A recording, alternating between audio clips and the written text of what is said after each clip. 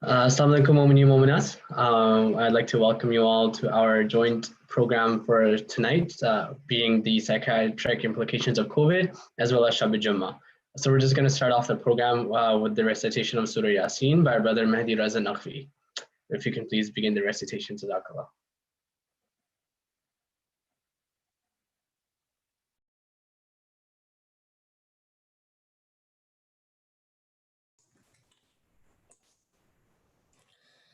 أعوذ بالله من الشيطان الرجيم. بسم الله الرحمن الرحيم.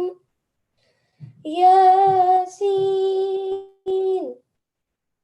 والقرآن الحكيم إنك لمن المرسلين على صراط مستقيم تنزيل العزيز الرحيم لتنذر قوما ما أنذر آباؤهم فهم غافلون لقد حق القول على أكثرهم فهم لا يؤمنون إنا جعلنا في أعناقهم أغلالا فهي إلى الأذقان فهم مقمحون وجعلنا من بين أيديهم سدا ومن خلفهم سدا فأغشيناهم فهم لا يبصرون وسواء عليهم أأنذرتهم أم لم تنذرهم لا يؤمنون إنما تنذر من اتبع الذكر وخشي الرحمن بالغيب فبشره بمغفرة وأجر كريم إنا نحن نحيي الموتى ونكتب ما قدموا وآثارهم وكل شيء أحصيناه في إمام مبين واضرب لهم مثلا أصحاب القرية إذ جاءها المرسلون إذ أرسلنا إليهم اثنين فكذبوهما فعززنا بثالث فقالوا إنا إليكم مرسلون قالوا ما أنتم إلا بشر مثلنا وما أنزل الرحمن من شيء إن أنتم إلا تكذبون قالوا ربنا يعلم إنا إليكم لمرسلون وما علينا إلا البلاغ المبين قالوا إنا تطيرنا بكم لئن لم تنتهوا لنرجمنكم وليمسنكم منا عذاب أليم قالوا طائركم معكم أئن ذكرتم بل أنتم قوم مسرفون وجاء من أقصى المدينة رجل يسعى قال يا قوم اتبعوا المرسلين اتبعوا من لا يسألكم أجرا وهم مهتدون وما لي لا أعبد الذي فطرني وإليه ترجعون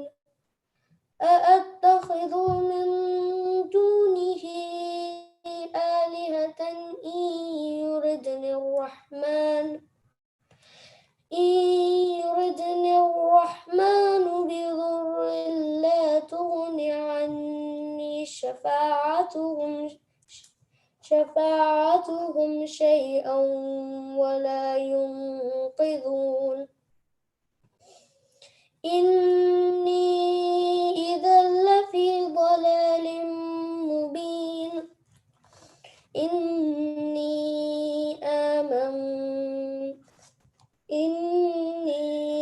آمنت بربكم فاسمعون قيل ادخل الجنة قال يا ليت قومي يعلمون بما غفر لي ربي وجعلني من المكرمين وما أنزلنا على قومه من بعده من جند من السماء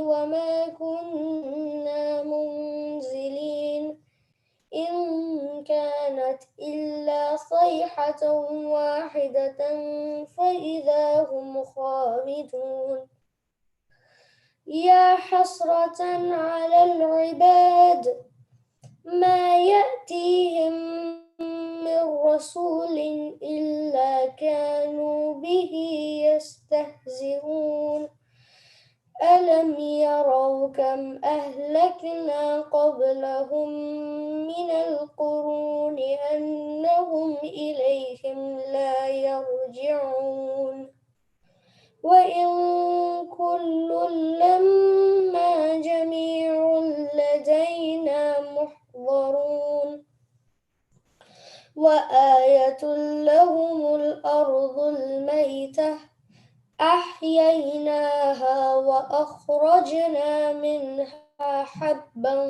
فمنه يأكلون وجعلنا فيها جنات من نخيل وأعناب وفجرنا فيها من العيون ليأكلوا من ثمره وما عملته أيديهم أفلا يشكرون سبحان الذي خلق الأزواج كلها مما تنبت الأرض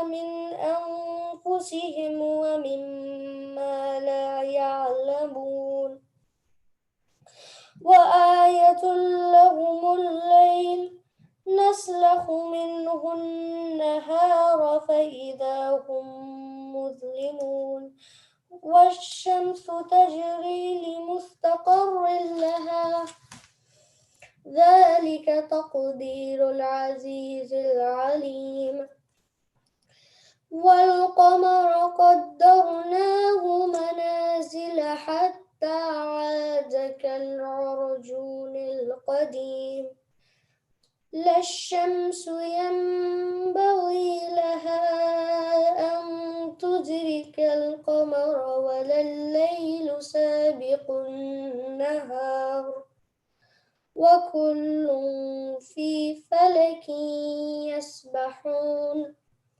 وآية لهم أنا حملنا ذريتهم في الفلك المشحون وخلقنا لهم من مثله ما يركبون وإن نشأ نغرقهم فلا صريخ لهم ولا هم ينقذون إلا رحمة منا ومتاعا إلى حين وإذا قيل لهم اتقوا ما بين أيديكم وما خلفكم لعلكم ترحمون وما تأتيهم من آية من آيات ربهم من آيات ربهم إلا كانوا عنها معرضين وإذا قيل لهم أنفقوا مما رزقكم الله قال الذين كفروا للذين آمنوا أنطعم من لو يشاء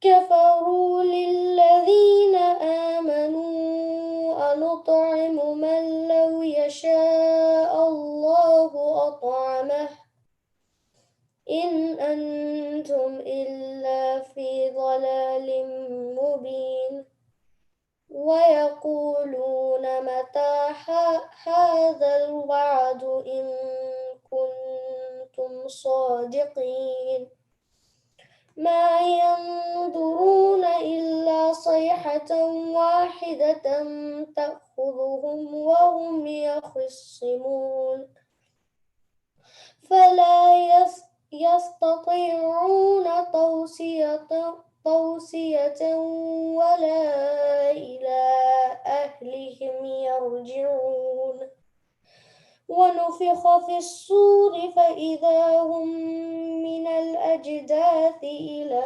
ربهم ينسلون قالوا يا ويلنا من بعثنا من مرقدنا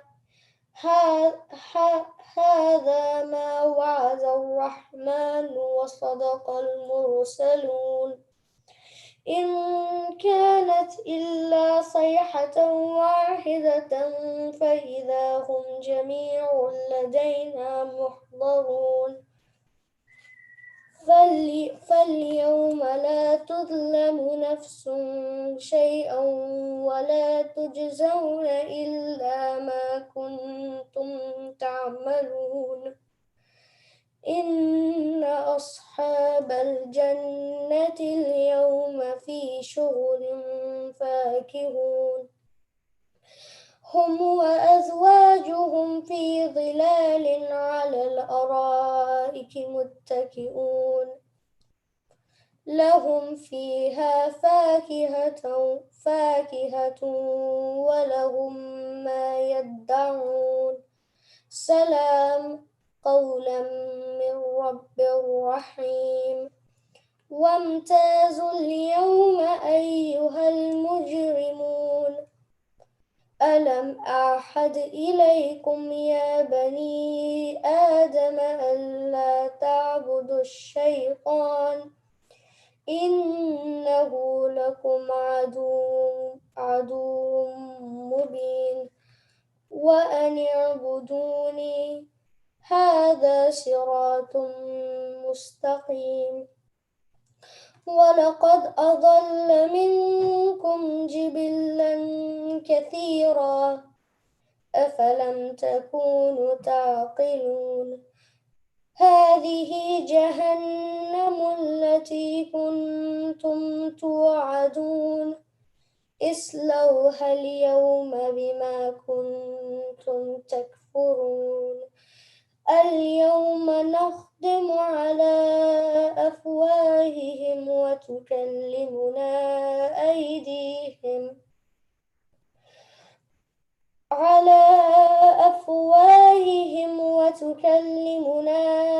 أيديهم وتشهد أرجلهم بما كانوا يكسبون ولو نشاء لطمسنا على أعينهم فاستبقوا الصراط فأنى يبصرون ولو نشاء لمسخناهم على مكانتهم فما استطاعوا مضيا ولا يرجعون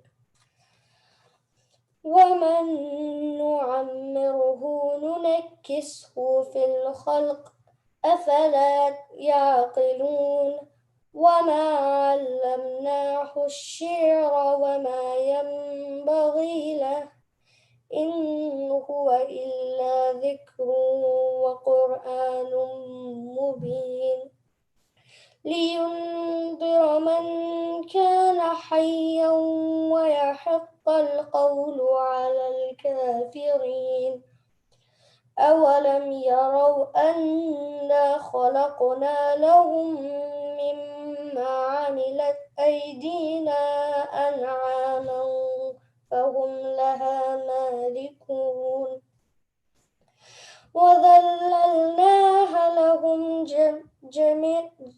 فمنها ركوبهم ومنها يأكلون ولهم فيها منافع ومشارب أفلا يشكرون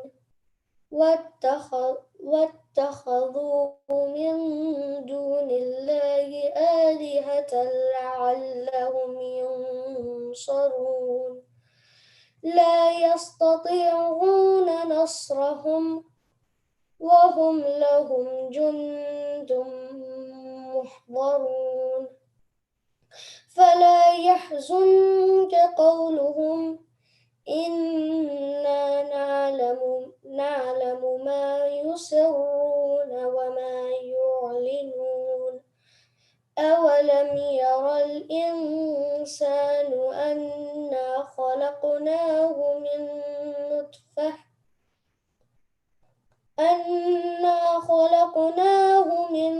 نطفة فإذا هو خصيم مبين وضرب لنا مثلا ونسي خلقه قال من يحيي العظام وهي رميم قل يحييها الذي أنشأها أول مرة وهو بكل خلق عليم الذي جعل لكم من الشجر الأخضر نارا فإذا أنتم منه توقدون أوليس الذي خلق السماوات والأرض بقادر على أن يخلق مثلهم بلى وهو الخلاق العليم إنما أمره إذا أراد شيئا أن يقول له كن فيكون فسبحان الذي بيده ملكوت كل شيء وإليه ترجعون صدق الله العلي العظيم. Allahumma salli ala Muhammad wa ali Muhammad wa ajil farajahum. Jazakallah, brother, for that beautiful recitation. Now we're going to move on to the second part of our program, which will be the commencement of Dua Kumail. So if I could please ask our brother Ali Hussein to please come on and unmute yourself to begin the recitation. Jazakallah. Sallu ala Muhammad wa ali Muhammad. Allahumma salli ala Muhammad. اللهم صل على محمد وآل محمد بسم الله الرحمن الرحيم اللهم إني أسألك برحمتك التي وسعت كل شيء وبقوتك التي قهرت بها كل شيء وخضع لها كل شيء وذل لها كل شيء وبجبروتك التي غلبت بها كل شيء وبعزتك التي لا يقوم لها شيء وبعظمتك التي ملأت كل شيء وبسلطانك الذي على كل شيء وبوجهك الباقي بعد فناء كل شيء وبأسمائك التي ملأت أركان كل شيء وبعلمك الذي أحاط بكل شيء وبنور وجهك الذي أضاء له كل شيء يا نور يا قدوس يا أول الأولين ويا آخر الآخرين. اللهم اغفر لي الذنوب التي تهتك العصم. اللهم اغفر لي الذنوب التي تنزل النقم. اللهم اغفر لي الذنوب التي تغير النعم. اللهم اغفر لي الذنوب التي تحبس الدعاء. اللهم اغفر لي الذنوب التي تنزل البلاء. اللهم اغفر لي كل ذنب أذنبته وكل خطيئة أخطأتها. اللهم إني أتقرب إليك بذكرك وأستشفع بك إلى نفسك وأسألك بجودك أن تدنيني من قربك وأن توزعني شكرك وأن تلهمني ذكرك. اللهم إني أسألك سؤال خاضع متذلل خاشع أن تسامحني وترحمني وتجعلني بقسمك راضيا قانعا وفي جميع الأحوال متواضعا. اللهم وأسألك سؤال من اشتدت فاقته وأنزل بك عند الشدائد حاجته وعظم فيما عندك رغبته.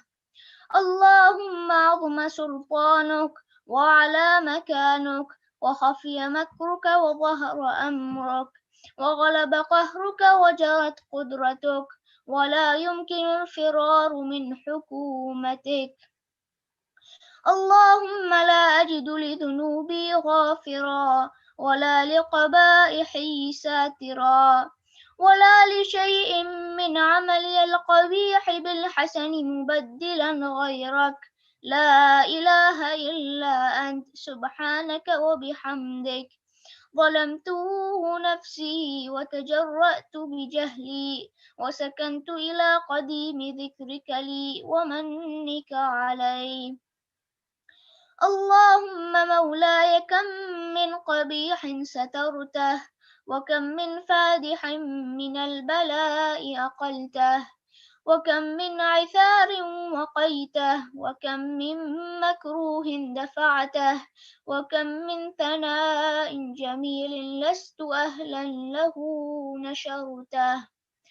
اللهم عظم بلائي وأفرط بي سوء حالي وقصرت بي أعمالي وقعدت بي أقلالي وحبسني عن نفعي بعد أملي وخدعتني الدنيا بغرورها ونفسي بجنايتها ومطالي.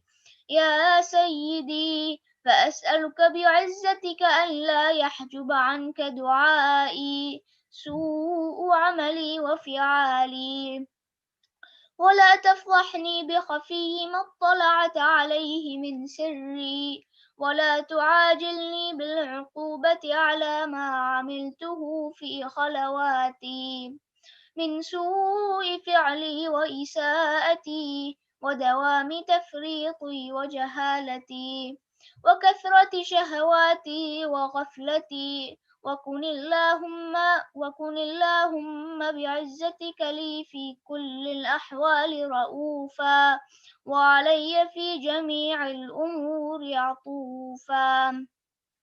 إلهي وربي من لي غيرك أسأله كشف ضري والنظر في أمري. إلهي ومولاي أجريت علي حكما اتبعت فيه هوى نفسي ولم أحترس فيه من تزيين عدوي فغرني بما أهوى وأسعده على ذلك القضاء فتجاوزت بما جرى علي من ذلك بعض حدودك وخالفت بعض أوامرك فلك الحمد علي في جميع ذلك ولا حجة لي فيما جرى علي فيه قضاؤك وألزمني حكمك وبلاؤك وقد أتيتك يا إلهي بعد تقصيري وإسرافي على نفسي، معتذرا نادما منكسرا مستقيلا، مستغفرا منيبا مقرا مذعنا معترفا، لا أجد مفرا مما كان مني، ولا مفزعا أتوجه إليه في أمري، غير قبولك عذري وإدخالك إياي في سعة رحمتك. اللهم فاقبل عذري وارحم شدة ضري وفكني من شد وثاقي، يا رب ارحم ضعف بدني ورقة جلدي ودقة عظمي، يا من بدأ خلقي وذكري وتربيتي وبري وتغذيتي، هبني لابتداء كرمك وسالف برك بي.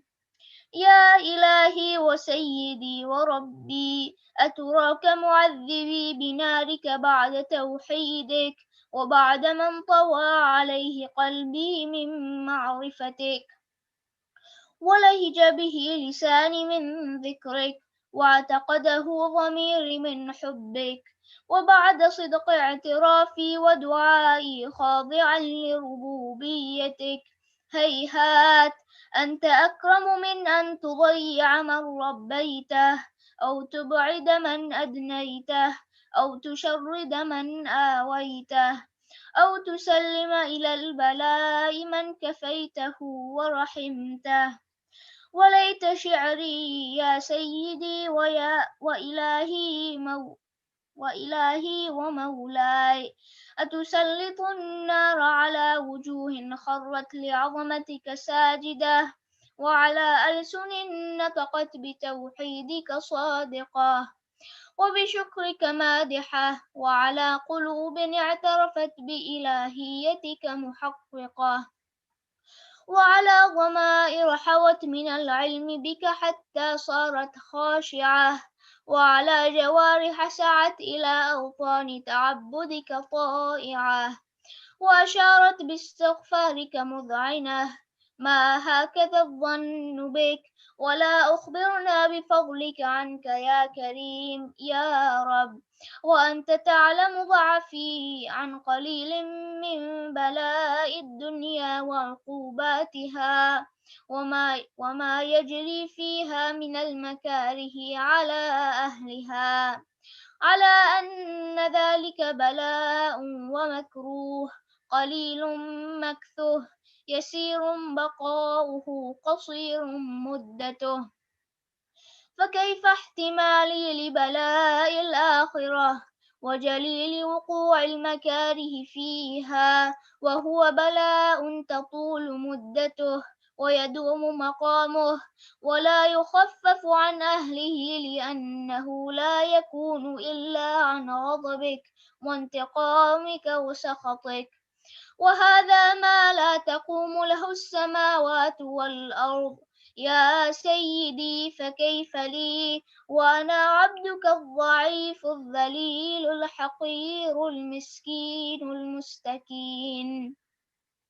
يا إلهي وربي وسيدي ومولاي، لأي الأمور إليك أشكو، ولما منها أضج وأبكي، لأليم العذاب وشدته أم لطول البلاء ومدته، فلئن صيرتني للعقوبات مع أعدائك وجمعت بيني وبين أهل بلائك وفرقت بيني وبين أحبائك وأوليائك، فهبني يا إلهي وسيدي ومولاي وربي.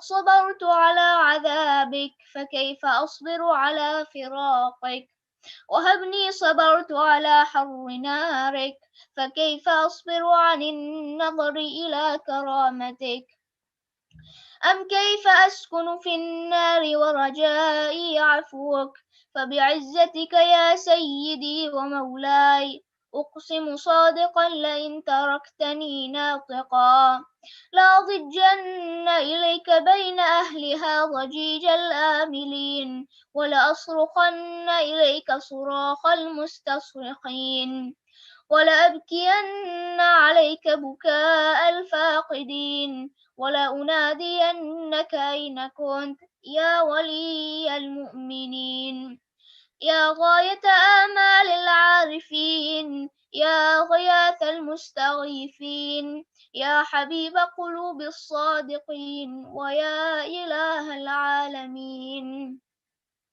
أفتراك سبحانك يا إلهي وبحمدك تسمع فيها صوت عبد مسلم سجن فيها بمخالفته وذاق طعم عذابها بمعصيته وحبس بين أطباقها بجرمه وجريرته وهو يضج إليك ضجيج مؤمل لرحمتك ويناديك بلسان أهل توحيدك ويتوسل إليك بربوبيتك يا مولاي فكيف يبقى في العذاب وهو يرجو ما سلف من حلمك أم كيف تؤلمه النار وهو يأمل فضلك ورحمتك أم كيف يحرقه لهيبها وأنت تسمع صوته وترى مكانه أم كيف يشتمل عليه زفيرها وأنت تعلم ضعفه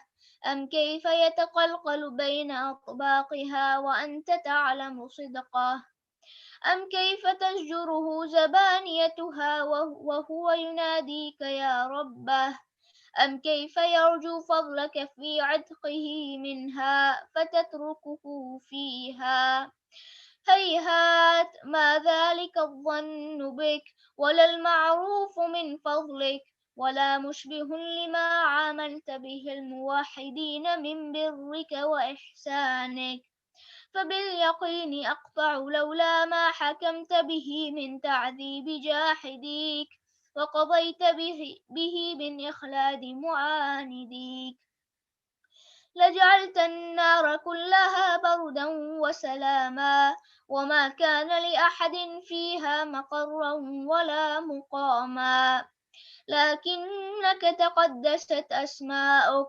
أقسمت أن تملأها من الكافرين من الجنة والناس أجمعين وأن تخلد فيها المعاندين وأن تجل ثناؤك قلت مبتدئا وتطولت بالإنعام متكرما أفمن كان مؤمنا كمن كان فاسقا لا يستوون إلهي وسيدي فأسألك بالقدرة التي قدرتها وبالقضية التي حتمتها وحكمتها وغلبت من عليه أجريتها أن تهب لي في هذه الليلة وفي هذه الساعة كل جرم أجرمته وكل ذنب أذنبته وكل قبيح أسررته وكل جهل عملته كتمته أو أعلنته أخفيته أو أظهرته وكل سيئة أمرت بإثباتها الكرام الكاتبين الذين وكلتهم بحفظ ما يكون مني وجعلتهم شهودا علي مع جوارحي وكنت أنت الرقيب علي من ورائهم والشاهد لما خفي عنهم وبرحمتك أخفيته وبفضلك سترته وأن توفر حظي من كل خير أنزلته أو إحسان فضلته أو بر نشرته أو رزق بسطته أو ذنب تغفره أو خطأ تستره يا ربي يا ربي يا رب يا إلهي وسيدي ومولاي ومالك رقي يا من بيده ناصيتي يا عليما بضري ومسكنتي يا خبيرا بفقري وفاقتي يا ربي يا ربي يا أسألك بحقك وقدسك وأعظم صفاتك وأسمائك أن تجعل أوقاتي من الليل والنهار بذكرك معمورة وبخدمتك موصولة وأعمالي عندك مقبولة حتى تكون أعمالي وأورادي كلها وردا واحدا وحالي في خدمتك سرمدا.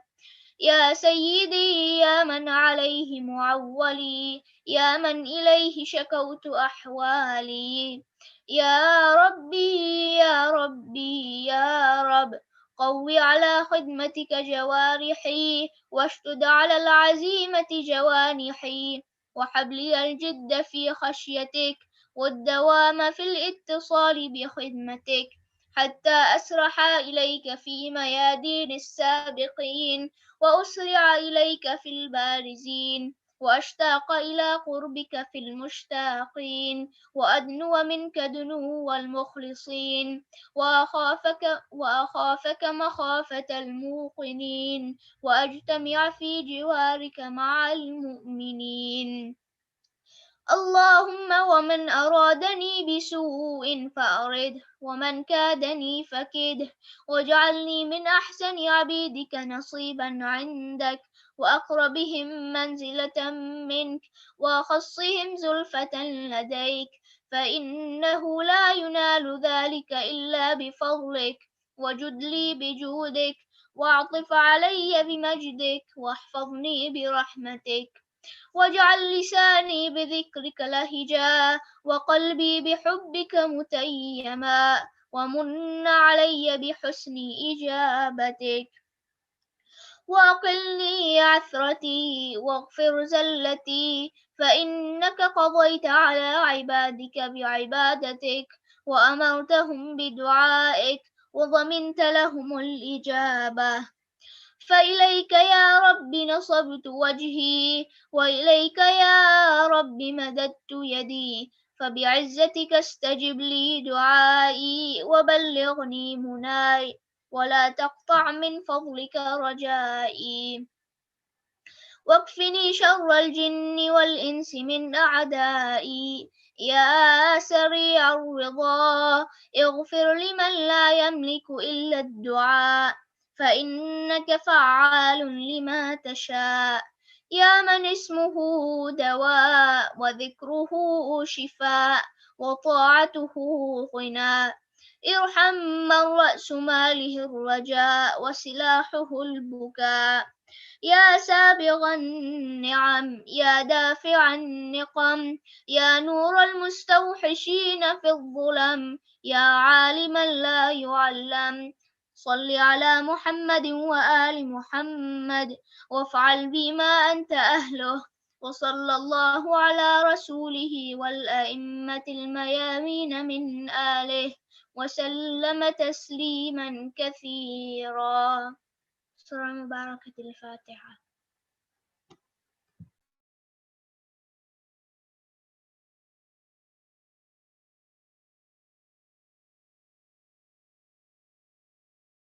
Allahumma salli ala Muhammad wa ali Muhammad. Jazakallah, brother, for that beautiful recitation. If we can all recite a loud salawat for his tawfiqat, inshallah. Allahumma salli ala Muhammad wa ali Muhammad wa ajil farajahum. Just a couple of announcements before we move on. As you do know, we rely on your generous donations to maintain our center and conduct programs. So we request you to please donate generously to support and sponsor any upcoming events at your center. A second announcement is also the QAIM campaign for the building fund is open, and we're accepting donations for Zahra building project. We request to please donate generously and help Zahra secure a permanent home. Zahra also has ijazah to collect Sahmi Imam homes for the building project. Thirdly, we also request the community to please sign up for the 2021 membership as soon as possible. All the information is available online at www.alzahra.ca. That is spelled ALZAHRA.ca. You can also contact any board director or officer in the case of any query. And of course, all monetary contributions towards Zahra will be eligible for tax receipts. I guess, and one of the last announcements that we have is, inshallah, we will plan to reopen our center and celebrate the wiladat of Imam Muhammad Taqi alayhi salam, Allahumma salli ala Muhammad wa ali Muhammad, on Sunday, 21st February, and Brother Ghulam Abbas will address the mahfil. On Wednesday as well, 24th of February 2021, we will celebrate the wiladat of Imam Ali alayhi salam, Allahumma salli ala Muhammad wa ali Muhammad, and Sayyid Hassan Tabatabai will address the mahfil. In-person capacity is 35 gents and 35 ladies. Of course, age restriction is above 10. For in-person attendance, registration can be made by filling the form at the announcements or through the link tinyurl.com/azsa-wr-sign-up. And for more information, in-person attendance requirements and procedures can be found in the Zahra reopening policies and procedures on the website. So please read the requirements before attending any in-person event. And of course, kindly please bring your own face mask, turba, and tasbih for any of these future in-person events. With that said, that wraps up our announcements. So just before we move on, we'd like to request 5 times Amma Yujib. So if you can please recite with me, Bismillahir Rahmanir Rahim. Amma yujibul mudtarra idha da'ahu wa yakshifu as-su'. Amma yujibul mudtarra idha da'ahu wa yakshifu as-su'.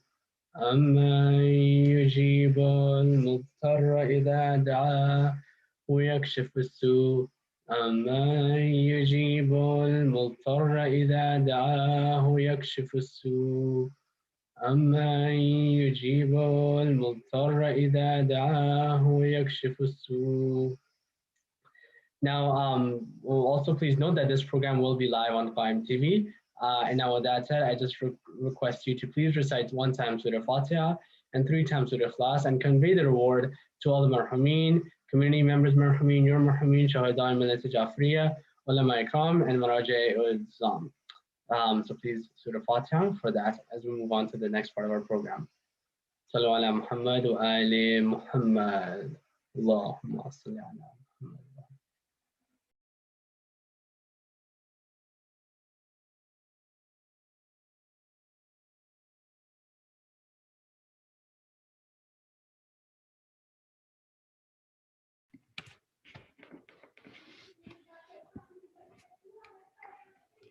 Assalamu alaikum. Good evening, everybody. Am I live now? Yes, alhamdulillah, we can hear and see you. Wonderful. It gives me great pleasure, and it's indeed an honor for me to have been asked to serve as moderator tonight for this very important and topical session, which the organizers at Zahra have put together tonight, which is really on the mental health aspects of the COVID-19 pandemic. I would like to just let you know up front that the program is being streamed live on the Zahra YouTube channel as well as live on QAIM TV. Most of you on here now probably know me. My name is Jaffer Syed, and I'm a practicing physician here in the KW region. Happen to be a cardiologist here at St. Mary's Hospital, and do hold an academic appointment at McMaster, and have a bit of an interest in medical education, both for our medical students as well as in the postgrad level. And I've been here now for about 5 years plus. Tonight, it's a great honor for me to introduce our very esteemed speaker. Dr. Syed Akhtar Naqvi is a practicing psychiatrist in Washington, D.C. Dr. Naqvi has a very illustrious CV, if I may say so, having graduated from residency at Yale University in psychiatry, and having completed a fellowship, additional fellowship in addiction psychiatry at Harvard Medical School. So without further ado, I would like to introduce and welcome with a loud salawat Dr. Syed Akhtar Naqvi. Allahumma salli ala Muhammad wa ali Muhammad. And I think the way it's going to work is we'll open up, well, I'll hand over now to Dr. Naqvi for his presentation. And then after that, we have a whole bunch of questions that have been submitted by attendees beforehand, which inshallah, time permitting, we'll try to get through as many of those as we can. Assalamu alaikum, brothers and sisters, and thank you, Dr. Jaffer Syed. It's a great pleasure to be here amongst you, and thank you for the opportunity. I hope that all of you are, inshallah, are staying healthy in this unusual time of COVID-19 pandemic. This pandemic has changed the entire world. It has changed how we take care of ourselves, how we interact with each other, how we used to travel, attend different events and celebrations, and go to places of worships. Due to such drastically changed circumstances, people are now in these days are living with fear, uncertainty, distress, anxiety, or depression. And many people have not, in fact, left their homes in months. A recent study from University of Pittsburgh, Pennsylvania, which was published in the Journal of Depression and Anxiety, validates these concerns that patients diagnosed with COVID-19 are at a higher risk of experiencing anxiety, stress, PTSD, and sleep disorders. The university actually recruited 4,049 individuals in this study by using Instagram and Facebook. This study took place between April and June of 2020, and participants were asked to complete a 9 self-assessment questionnaire. The findings are very striking. 35 of these participants were found to have symptoms related to either depression or anxiety or PTSD or sleep problems. 80% of these participants with such symptoms happened to be women. Symptoms range from feeling sad to inability to concentrate, feeling hopeless, helpless, trouble falling asleep and maintaining sleep, experiencing nightmares, and so on and so forth. Another recent study published by my colleague, Dr. Adrian Preda at UCLA, California, demonstrated that patients with schizophrenia who also are later diagnosed with COVID-19, their risk of dying from COVID is 3 times higher compared to those patients who are not diagnosed with schizophrenia. And similar studies are going on in New York area. And in fact, some of the data published today, which validated the same results that patients with schizophrenia are at higher risk of dying from COVID-related complications. These symptoms are challenging to all of us. It's affecting everyday people, including doctors and nurses and those who are at the forefront, what we call them as first responders. Many of them, especially the nurses and firefighters and those who are working with EMS, they are complaining of being burned out, tired, or exhausted. We also know that some other people who are at the forefront are grocery workers, transportation staff, delivery men, and people who are involved in mail service, delivering mail or delivering packages. As we all know that mental illnesses have never been given the same importance in society the way physical illnesses are given due to the denial, stigma, or a lack of access to existing mental health services. Now, during this pandemic, these issues are posing even more challenges to already existing healthcare system that people can access to. When they call, many times the facilities are closed. Even they would like to set appointments, the appointments are not available. In-person assessments are not possible, and many of the in-person assessments are replaced by virtual Zoom meetings. And to schedule a Zoom meeting, even the wait time is 2 to 4 weeks, sometimes up to 2 months. So all these barriers have taken a great toll for all of us. Similarly, school-going children, now they are getting their education online. And as we know that children are very much, they enjoy learning in their school setting, more so with the little children.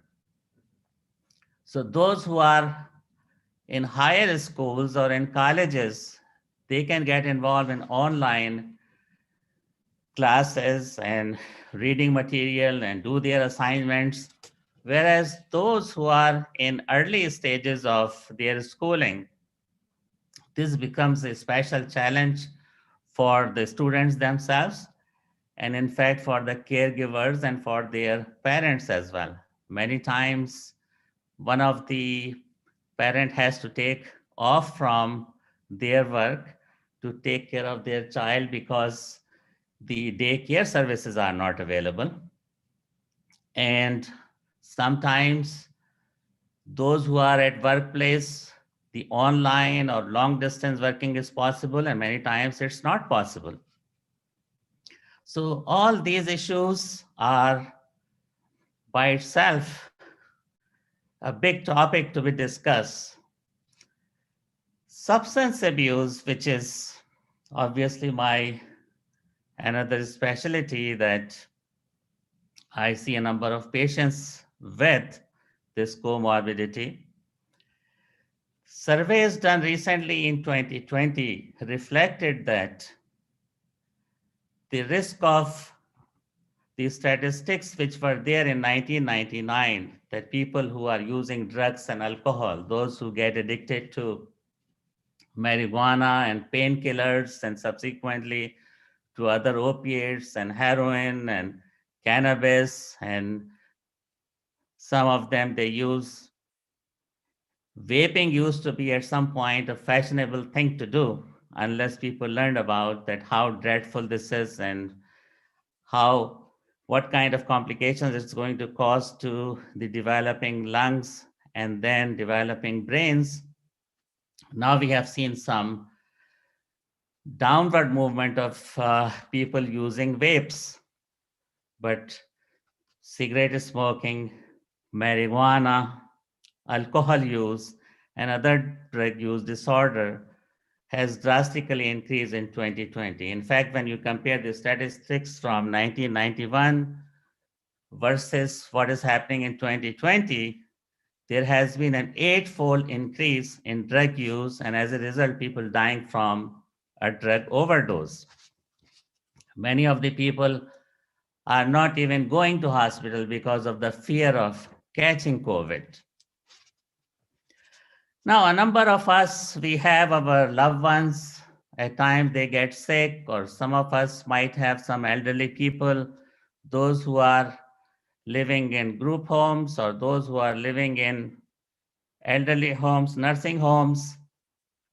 And unfortunately, we have encountered a number of deaths in community, either because of COVID or other than COVID, but there are restrictions that these many people can go for janaza and these many people are supposed to attend, only family members, and funeral is going to be virtual, and so on and so forth. So all these issues are causing a feeling of guilt amongst ourselves, that we very much would like to be with our loved ones, especially in these kind of situations.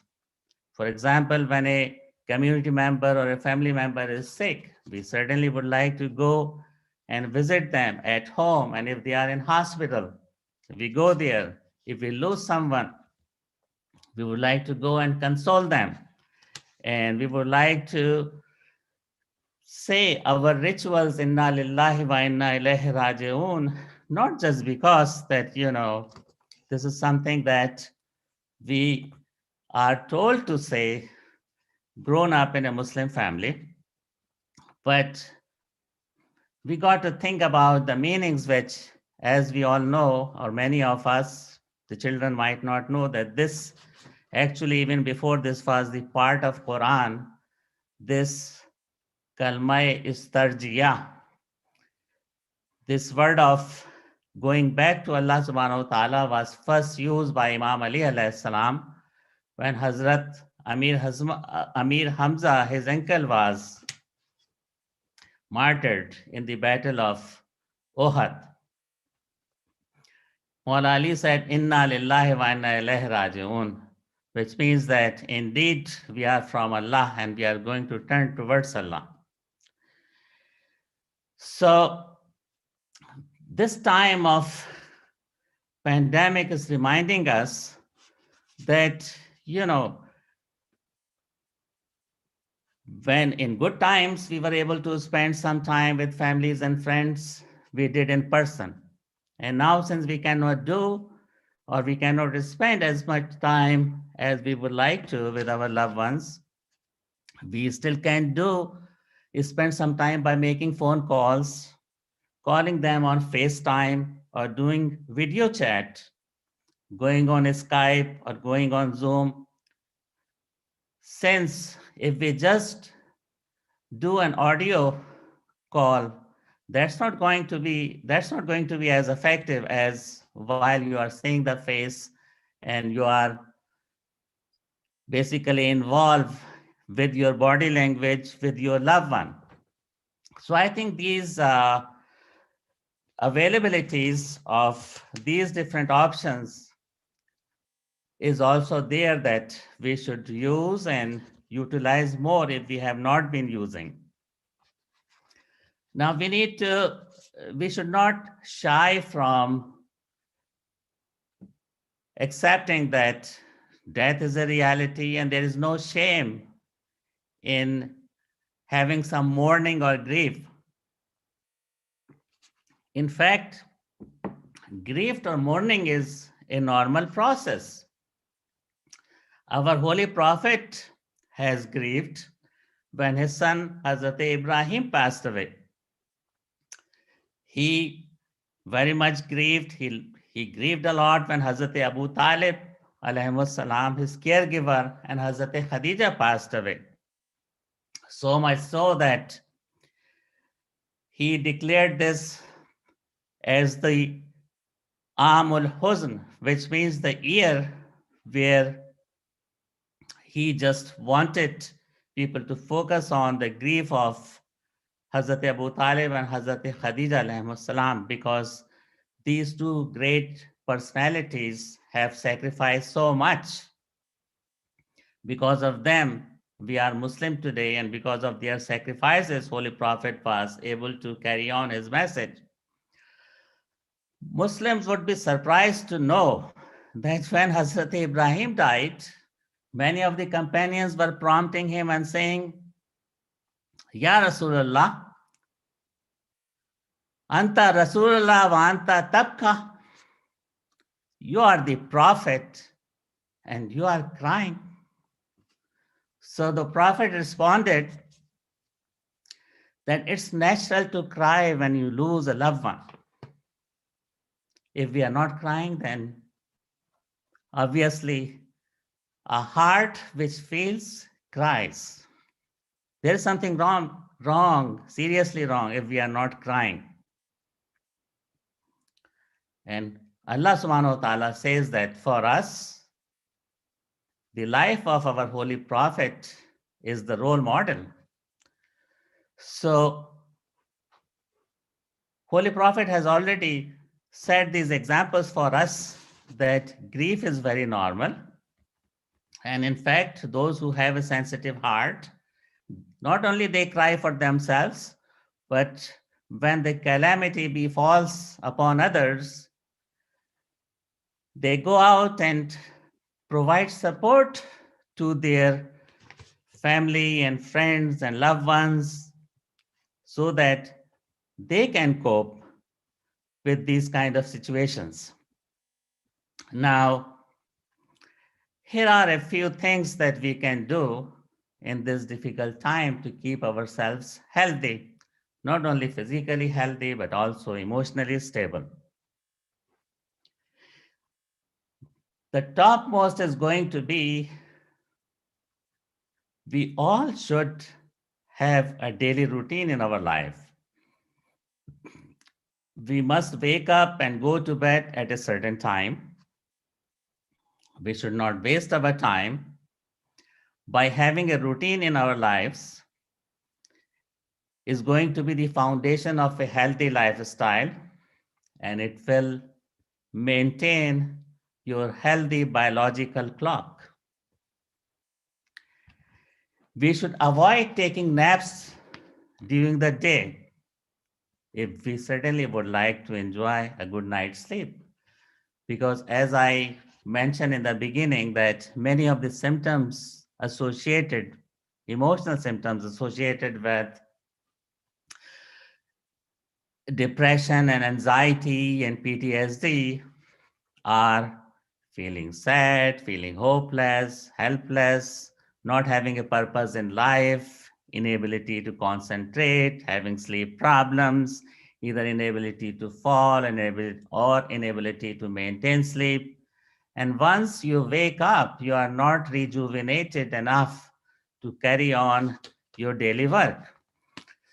So if we have a routine in our lives, then certainly these kind of things, having sleep problems, could be minimized, could be eliminated.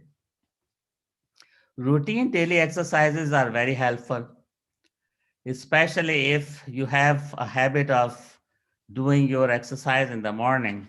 Now, when I say exercise, it does not mean that, people should start lifting very heavy weights and should get involved in half an hour or an hour running on the treadmill. What I would like to say is that routine is very important, and if we are not exercising the way we should, then a beginner can start walking 15 minutes to 20 minutes and increase your duration from 15-20 minutes to half an hour. Then brisk walking, then running, whether you enjoy running outside or running on the treadmill, your option. Then lifting some light weights, not just trying to make muscles from the very beginning, but if you keep having a healthy lifestyle, gradually it's going to happen. And then stay away from mind-altering substances. Too much of caffeine is not good for you. Maybe a cup of tea or coffee in the morning is all that you need. So excessive caffeine intake can take away our sleep. Excessive soda intake can take away our sleep. And obviously, soda and other beverages, how much sugar they have in it, it has its own health problems, which can cause obesity, especially truncal obesity, then hypertension, hyperlipidemia, or in everyday language, increased cholesterol, more risk of heart disease and stroke. And I can see Dr. Saab that, this is his expertise. So he will be emphasizing on these issues as well. So, and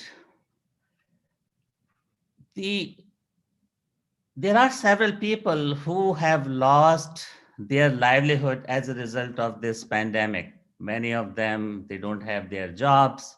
Some of them, they have their jobs, but their number of hours have been cut down. And many others who have the facility of working from home, but there are many people like me who have to physically go to the hospital and take care of patients. So, we should still take time and share our time and resources with those people who have lost their jobs, who have a sick one living with them. We must give at least a phone call to them and, just say that I was thinking about you. You came to my mind, and I was wondering how you have been doing, and is there anything I can do for you? And don't lose connection with your loved ones, because as you know that Silai Rahim, especially those who have lived in the same mother's womb, and you can extend this to the general good that all of our Aimma has displayed in their life. And obviously the lives of our Aimma is a role model for all of us. You know that during the night time, how Imam Ali alayhi salam, Hazrat Imam Ali Zainul Abidin alayhi salam, Allahumma salli ala Muhammadin wa ali Muhammad, and other Aimmas, they have actually carried over naans and dates in their bags, and they distributed to the people, those who were in need. And so they wanted to provide to those who didn't have enough. Similarly, so these are some of the basic things that you can do. And since the topic is, COVID related challenges, implications of mental illness issues, so I would like to also remind you that do not hesitate to call wherever you have to call. In fact, if somebody is feeling suicidal, must call the access helpline that I've been feeling suicidal and I am bored, and I was thinking about this and what should I do? Try to set an appointment with a counselor. Talk to the counselor. This used to be a very big tool that we are missing at this time, since children in a school, whenever they had any issue, or if the teacher has noticed that the child is not fully together and something is going on and maybe feeling sad or depressed or talking about suicidal ideations, then an urgent, immediate evaluation could be sought, and the child should be assessed and then should have gotten the proper help. Now, these, kids are not playing with other kids in a school. They are not being observed by teachers. So parents have some extra responsibility to be vigilant and always have some talk about, how they are doing, how their day has been, is there anything they are concerned about? If they know any friend or some neighbor who is in need that they would like to help, and how you can help them achieve that goal. If you have a loved one in nursing home, if you can visit, you can visit. If you cannot visit, then, taking some meals there, calling them, doing a video chat. And people should always, especially the parents, they should always keep in mind that, our kids have a big responsibility in this culture, especially now since they are lacking a big piece in their life, which is their social aspects in in-school. So we must have some dialogue in substance abuse, that why we believe that substance should not be used even recreationally. I have seen a number of youth in my office brought by families where the young one starts using either vape or using marijuana. And they argue that, this is something which is legal. This is something which is available, and about half of the United States has legalized the recreational use of marijuana. So obviously, if the parents have those awareness, they should have some discussion, at least try to sell this notion of gateway drugs, that alcohol and marijuana and cigarettes, tobacco, these are gateway drugs that many kids, when they use, initially they feel like, they use it because of peer pressure, getting recognized, having fun. But in fact, this fun would not last, too long. And then this fun life culminates into substance dependence or drug use. And, it creates a lot of problem, leading to dropout from school, teenage pregnancy, truancy from school, lagging behind in your academic uh, achievements and your goals. And then as a result, the person starts feeling sad, depressed. The person is unable to control their addiction, and they would like to take care of their withdrawal symptoms by using more and more drugs. And many of these times, these kids and youth, they end up dying from an accidental overdose. I know a number of cases where youth have actually, what they were trying to do was trying to seek pleasure, but they didn't know where the pleasure ends, and they meet their destiny, which is death, which is such a tragic thing in youth. Think about this, that a 17-year-old or 18-year-old, once they are unable to cope, and they just, because of drug use or because of just being bottled up, not sharing their thoughts with their loved ones, their friends, their family, their teachers, they try to deal on their own, and finally the problem becomes so much so that they are unable to take care of themselves, and the easy way out is to take an overdose and die from it. So I hope this was helpful. And obviously, when there is a need to seek some professional help, we must not hesitate, because mental illnesses, like physical illnesses, we should take like a person is not guilty for being diagnosed with hypertension or diabetes or high cholesterol. Similarly, a person should not be blamed to have depression, anxiety, PTSD, even drug and alcohol use. I see this as an illness. And since I see this as an illness, I don't see it as a moral problem. Therefore, I would like to approach this in a scientific way by respecting the person's privacy, doing a thorough assessment, giving you the tools, and then telling you that you must seek some therapy, go to self-help groups, consider yourself industrious and resilient. You should be resilient in this age, 17 and 18 years old. And you should having big goals and plans rather than losing hope and living a life in despair.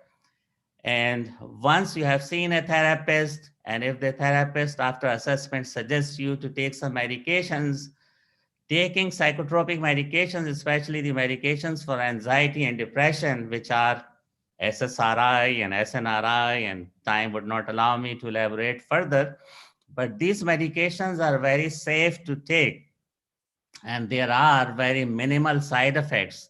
And obviously, the indications to use medications, when that becomes the overwhelming evidence that the benefits are going to be more and the side effects are going to be minimal, a doctor or a psychiatrist chooses to use the medication. We never jump on medications. So therefore, any of you who have some concerns that if I go to see a psychiatrist, the psychiatrist is going to start me on some medication, this would be the last thing that we would come up. But even taking the medication prescribed by a doctor is a very safe bet. That said, I would like to thank you again for inviting me for this opportunity, and it has been a pleasure to share my thoughts with you. Thank you. Thank you very much, Dr. Naqvi, for that very enlightening presentation. I'd like to now kind of transition us into the Q&A part of the presentation. I'm just going to take a minute here to pull up some of the questions. We actually have received quite a lot of interest and questions from the community. Hopefully you're not going to get too tired by this, Dr. Naqvi, but we're going to throw a whole bunch of questions at you and, you know, kind of try to seek some consensus on the approach to take with some of these very, very tough issues. So Go ahead. one of the questions that was received, I'll just kind of try to read it out. After the pandemic, I lost my job, and due to the current situation, I have not been able to find any other suitable employment. I've applied to many jobs, but don't get any response. I'm feeling quite frustrated due to the situation and my family responsibilities. Sometimes I actually get quite angry at members of my family without any reason. And this was particularly concerning to me when I read this. Sometimes I actually have considered the option of suicide. Please suggest to me how to overcome this mental stress. Absolutely. As I said before, that this is a very much growing problem. Like if the depression, despair, and risk of suicide was 1 out of 10 pre-pandemic, now it is 4 out of 10 as a result of these challenges. So people in community, we all have responsibility to help those who don't have good enough. And I'm pretty sure that there is some government assistance available for unemployed, both in Canada as well as here in US. However, that employment assistance, unemployment may not be good enough to even pay rent. So community as a whole, I think it is our responsibility that, you know, we should check on these brothers and sisters, those who are in need, and, you know, channel our resources by sending them rations and all those things that they need. And the brother has expressed concerns that the symptoms have reached to the point where the brother has even considered taking his life away. So it's a very painful situation which touches my heart. I think once it goes to that point, then obviously I would recommend that you must consider seeing a psychiatrist. And if you don't have any available psychiatrists there, you contact with Hassan Raza, and then you can talk to me if needed. And those psychiatrists who are available in your community, you should approach them and also try to set an appointment with the healthcare system and try to find a psychiatrist or a psychologist or even a therapist would be able to help you. And if you feel like that, you know, the feelings are so much overwhelming that you cannot cope, then obviously you need to be hospitalized in a psychiatric hospital. So please do so. I would recommend that. Thank you, Dr. Naqvi. Just following up on that, I mean, I think that it's one of the things I've sort of observed is that, and you may correct me if I'm wrong, but I do feel that there is a stigma within our own community, a sort of a shame to even talk about these issues of mental illness within our Muslim communities, particularly the South Asian communities, and no one wants to admit that they're suffering from this kind of thing, that I think is a long-term battle as the communities evolve in North America. Perhaps if cultural norms start to shift, and you know, we can start having more open conversations about these very real problems, rather than just sort of shove them under the rug or pretend that they're not there. And keep a brave face. That's kind of one comment I had. And the other is that, Islamically, we're enjoined, to look out for each other and, stay connected, keep the bonds within the community strong and inquire about each other. But it's also a kind of a double whammy that we haven't really been able to do that in the way that they were possible before because of the very distancing that we're forced to do and not able to gather and whatnot. That's hopefully as restrictions start to lift and physical gatherings are allowed again, then that can kind of go some way to reconnect people to others. Absolutely. I agree with you what you just said. In fact, since these kind of issues is affecting all of us, and as you very well said, that even those who are in need, that we would like to make ourselves more available, we are unable to because of the barriers.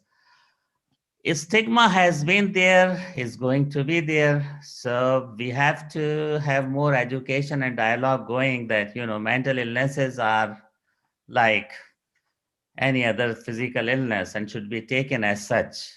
So, when I was in training, obviously, when I went for the residency training interview, I didn't share my own that, my father was diagnosed with bipolar disorder and I was feeling, something, this is something I should hide from others. But in fact, when I was graduating from there, and then our chairman, Department of Psychiatry, said that psychiatry has came along, but it still has not reached the point where we should feel comfortable telling our own stories that I came to psychiatry, I did psychiatry because some of my family member, was suffering from some psychiatric illness. So I think, partly our culture is responsible, but even in this modern society, that we are living,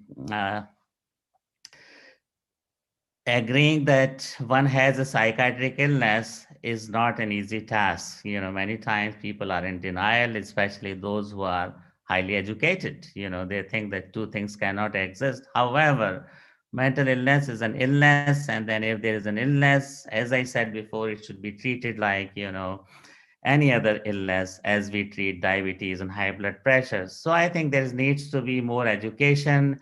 Hopefully there is some glimmer of hope after people are being vaccinated, that as experts are saying that by the end of this year we should see some more normalcy in our routine. The life hopefully in 2022 will go back to normal, and that would be the time when we need to have more workshops in schools, in our congregations, and we should encourage the people in our community to talk about anxiety, depression, how to stay away from drugs and alcohol, and how to cope, and how to achieve goals, and how to accomplish your objectives. So this is stigma, is because of fear. And the fear, underlying fear, is that what would happen, what the community would say. People are not going to, ask for, wedding in the family where mental illness exists. So the biggest fear is fear itself, and we have to work on that. So it's a biggest, I would say that it's a big challenge that we all have to work together on. Indeed, thank you for that. Follow-up question, I guess, is here, which is, I have 4 kids, and after COVID, or because of COVID, all of them are at home. I am not able to concentrate on my work, and as a result, my work performance is really suffering. My employer is also giving me a lot of stress to complete my deliverables on time, and I really don't have any other place to go to carry out my work aside from being home. This disturbs me a lot in the home. Are there any potential solutions to this? Wow. I can have the feeling that, what the brother is going through. However, certainly putting myself in your shoes, is obviously you are going through a very difficult situation. I don't know what's the availability of your spouse, that, if she can uh, give more time to your kids while you can focus on work. And if there had been something undiagnosed attention deficit disorder that you were able to manage so far by working in a structured environment, and now since there are more distractions around, you have not been able to focus. So all these thoughts go in mind. And what I would suggest is that not many places, not many people would have that luxury to dedicate a room to work just for, this is the work designated area. So I don't know the logistics, and obviously I'm not aware of that how much your spouse can contribute towards taking care of kids, and what the job expectations and demands are, and whether you have been diagnosed or not diagnosed with ADD. If not, then you should seek some professional help.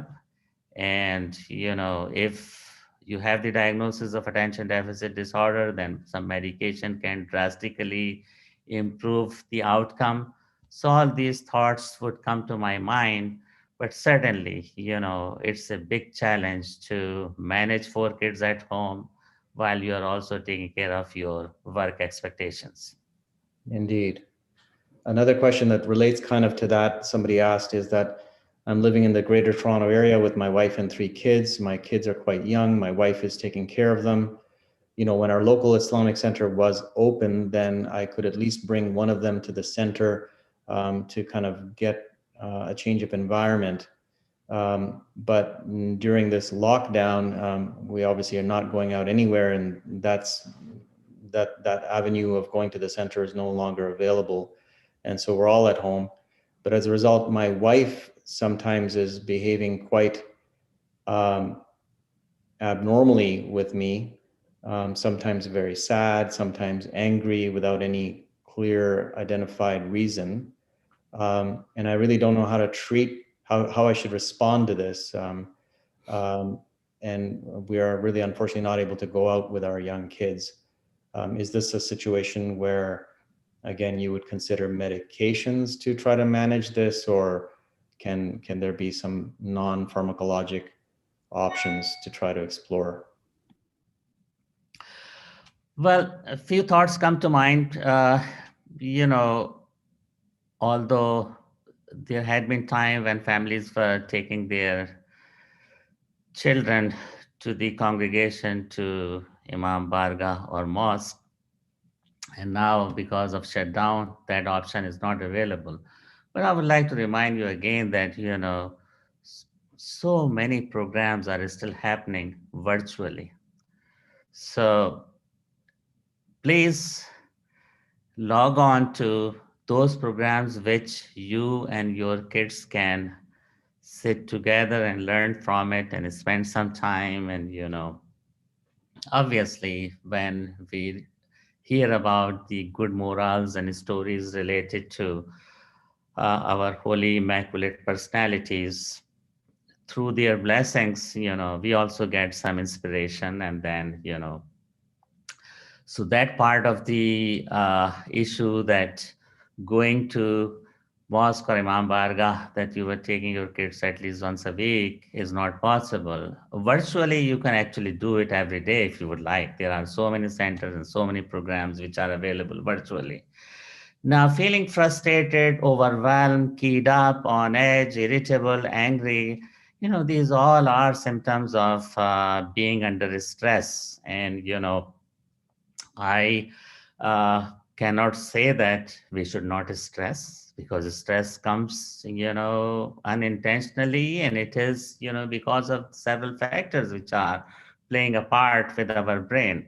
However, there are certain, things that if we can incorporate in our lives, then, we can better manage stress. As I said, in my presentation, that having a structure in life, getting up and going to sleep every day at the same time, then utilize some relaxation techniques by meditation, deep breathing exercises, doing yoga, and those kind of exercises where you are meditating and you are trying to find your own inner self and your strength, and asking help obviously from the creator that, since we all are going through this suffering, inshallah, this time is going to be over soon. So meanwhile, these are the things that you can do before considering medication. However, if these things you have tried and you have failed, even deep breathing exercises and meditation, then the role of medication starts. And there are some very safe medications like fluoxetine, paroxetine, citalopram, escitalopram, and Effexor, and so on and so forth. List is very long.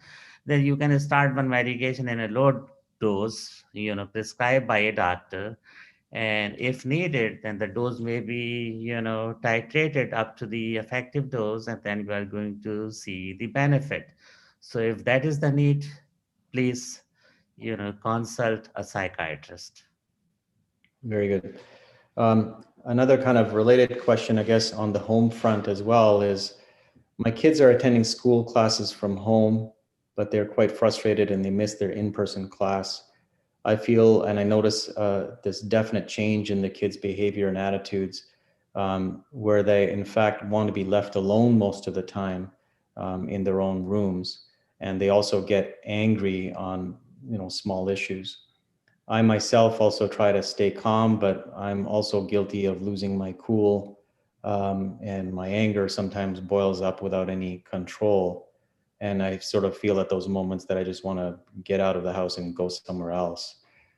Kindly advise how I might be able to control my feelings, and what sort of approach should I take with my kids who are sort of bottling themselves up and kind of withdrawing socially. Well, we all enjoy social activities, and we are certainly missing, those social activities that we used to get involved before this pandemic. Our children, specifically, because, in a school, not only they learn, but they also interact with their, peers, and then they get involved in sports and basketball and so on and so forth, and running and, competition with each other. So all those healthy activities are missing. Now, the brother mentioned that at times he feels overwhelmed, and then, he feels like walking out of home. Well, if the weather is nice and you are walking out of home, take your kids with you, because, I think that is going to be a very good, exercise for everybody to spend some time in nature, having fresh air. And while we are enjoying the fresh air, then we should also get involved in deep breathing, and, initially just walking out of home, even if you are feeling frustrated, and then, you start walking fast, and then you start running, and then you stay positive, then I can guarantee that you are going to forget, at least for a moment, what was the leading cause of you that you left the house.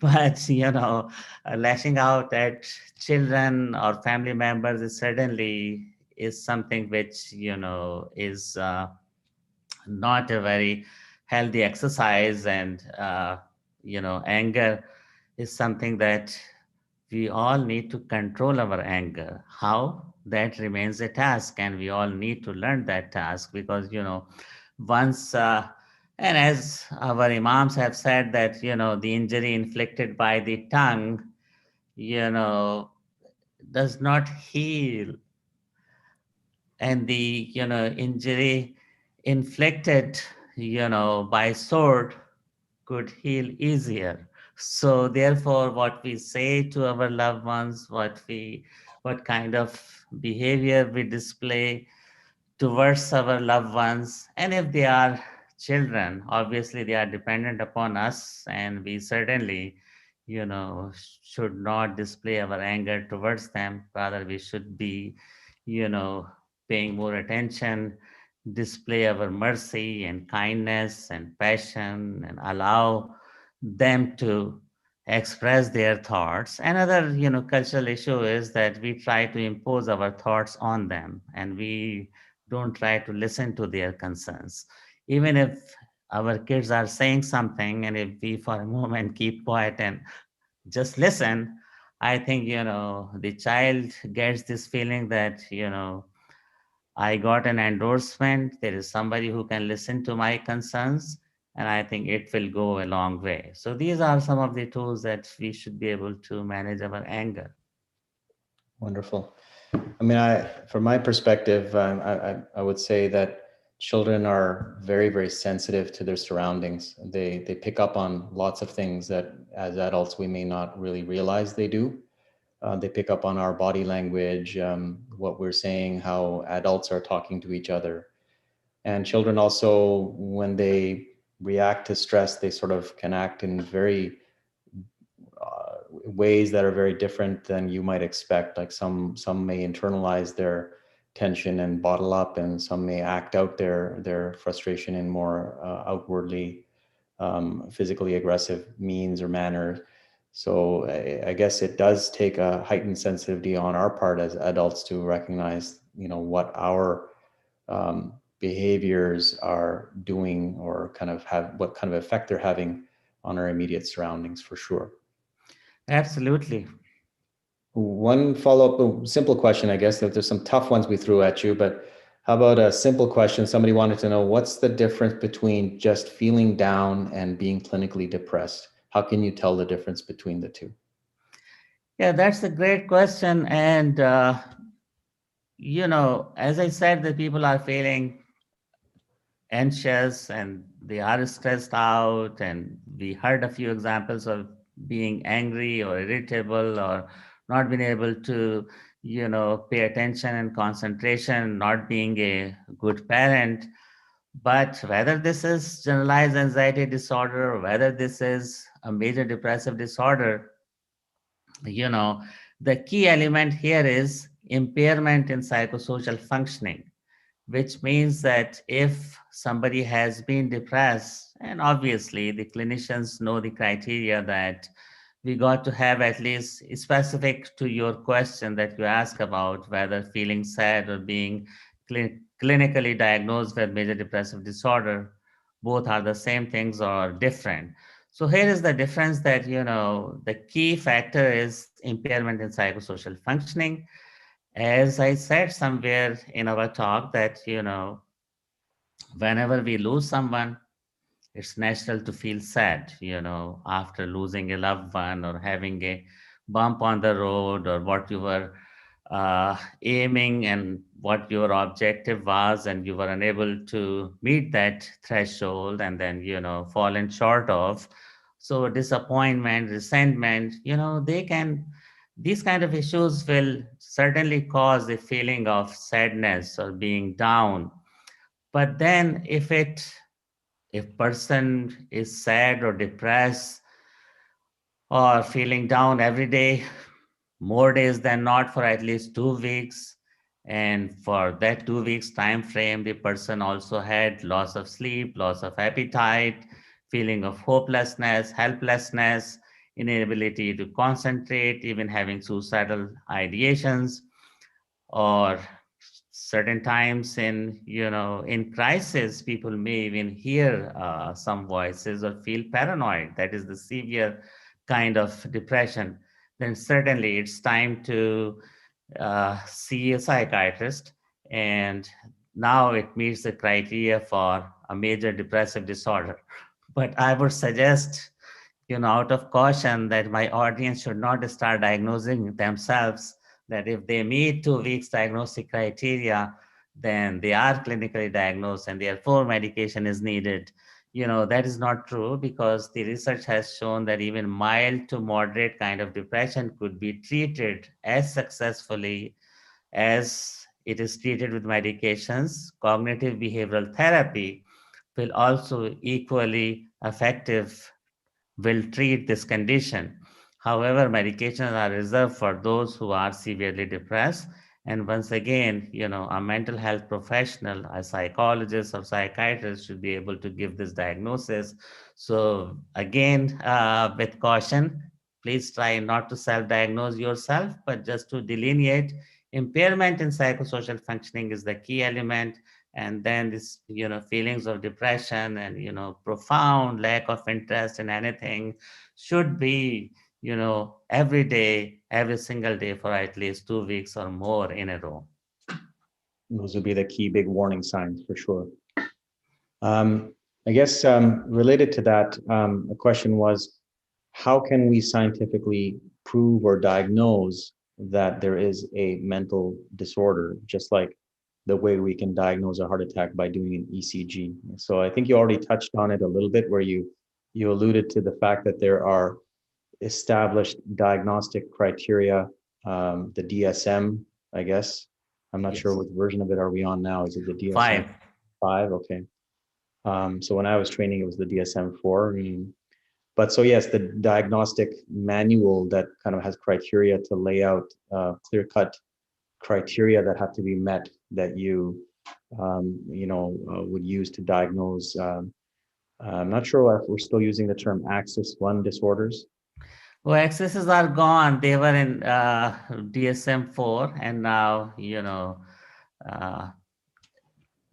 we got rid of, or in fact, the panel who put together the new manual, they got rid of excesses, but all the mental illnesses are now, diagnosis as such, and there is no excess 1, 2, 3, 4, but, when there were excesses, the way it had been diagnosed previously until DSM-4, all the clinical conditions, psychiatric conditions, acute or chronic, they were on axis 1, and axis 2 was, specific for personality disorders and mental retardation. Now they call it cognitive disorders. And then axis 3, other medical conditions like diabetes, high blood pressure, HIV, obesity, hyperlipidemia, and sleep apnea, and so on and so forth. And axis 4 was all these stressors.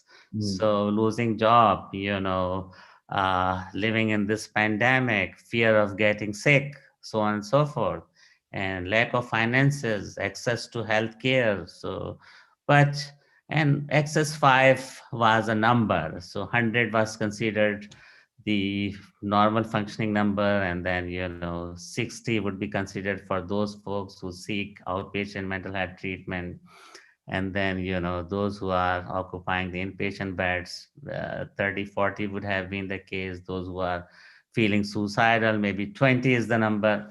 But now the association has gotten rid of this access system, and everything is now on axis 1. Okay. So here's a question. I'm going to kind of read it out literally and see if I can transliterate it a little bit. At which stage of a mental problem or disorder can a person be really declared as being, and they use the word diwana, meaning, I guess, in what stage can a person really be felt to meet these criteria for being, I guess, insane or clinically mentally ill? And therefore, there are Shari laws that pertain to someone who is mentally incapacitated or insane or not capable at that moment. So because there are Shari laws that pertain to how you would deal with somebody who is in that state, yet there may be people who perhaps could have a clinical diagnosis of a mental disorder, yet still be functioning and doing kind of, having some sort of functional existence, maybe even, holding down a part-time job or, attending school or studies part-time, still doing all of that while still having a diagnosis. How do you decide when a person kind of transitions from being, I guess, functional and therefore to be treated as someone who is mentally sane versus when they've crossed that threshold and now they have to be treated differently? Yeah. So every mental illness would affect our brain's ability to process the information and then make appropriate choices and work with reasoning and so on and so forth. So these are the frontal lobe brain function. And in that regard, this frontal lobe in our brain distinguishes human being from primates that, the human beings, they have a big, well-developed frontal lobe in the brain. Now, these mental illnesses does affect in the Dr. You mentioned about DSM-4. In DSM-3, they used to classify psychiatric disorders as neurosis versus psychosis, and now that terminology is also, is not being used anymore, whereas the neurosis would reflect those kind of mental illnesses where with treatment you can restore complete functioning, like anxiety disorders, major depressive disorder, bipolar disorder in maintenance, not when they are in crisis.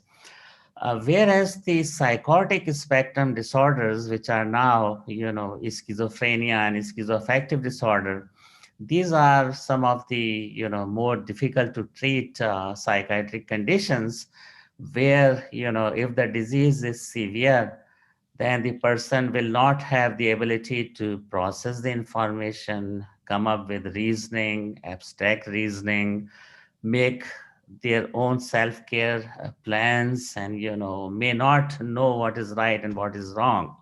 So once they lose that capacity to make rational decisions, to take care of themselves, then we can say that this person is incapacitated because of the underlying mental illness. And in many cases, severe chronic schizophrenia, and even schizophrenia, once they are diagnosed in the beginning, their functioning is not as bad, and with treatment you can slow down the progress of illness.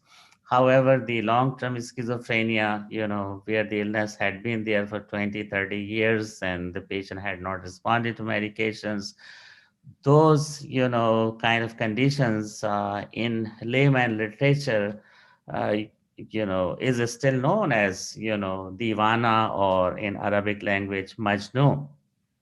But, that divana or majnu is not a psychiatric diagnosis. It's the presence of a mental status which the person presents because of a very long dreadful mental illness, in many cases with schizophrenia or schizoaffective disorder, and in some cases in patients who are diagnosed with dementia, because in dementia this is also a disease where after 10 years of being diagnosed with dementia, the person is going to gradually lose their bodily functions, and they would not even recognize their own loved ones. They cannot take care of themselves, and so on and so forth. So obviously for these people, those people, you can say that, does not have the capacity, that the other normal sane person would have. But certainly what are the Sharia implications, whether that person is supposed to say salat or not to say salat, is not my area to give an opinion. So I will certainly recommend that if one is going through, or you have a loved one who is going through these kind of issues, then certainly ulama are there to ask about the Sharia obligation, and so on and so forth.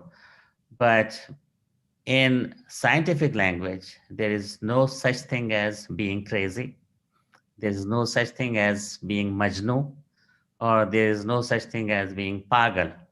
So these are the terminologies that we use in everyday language, whether we are using Urdu language or English language or Arabic language, but there is no such thing as majnu or being crazy or being pagal.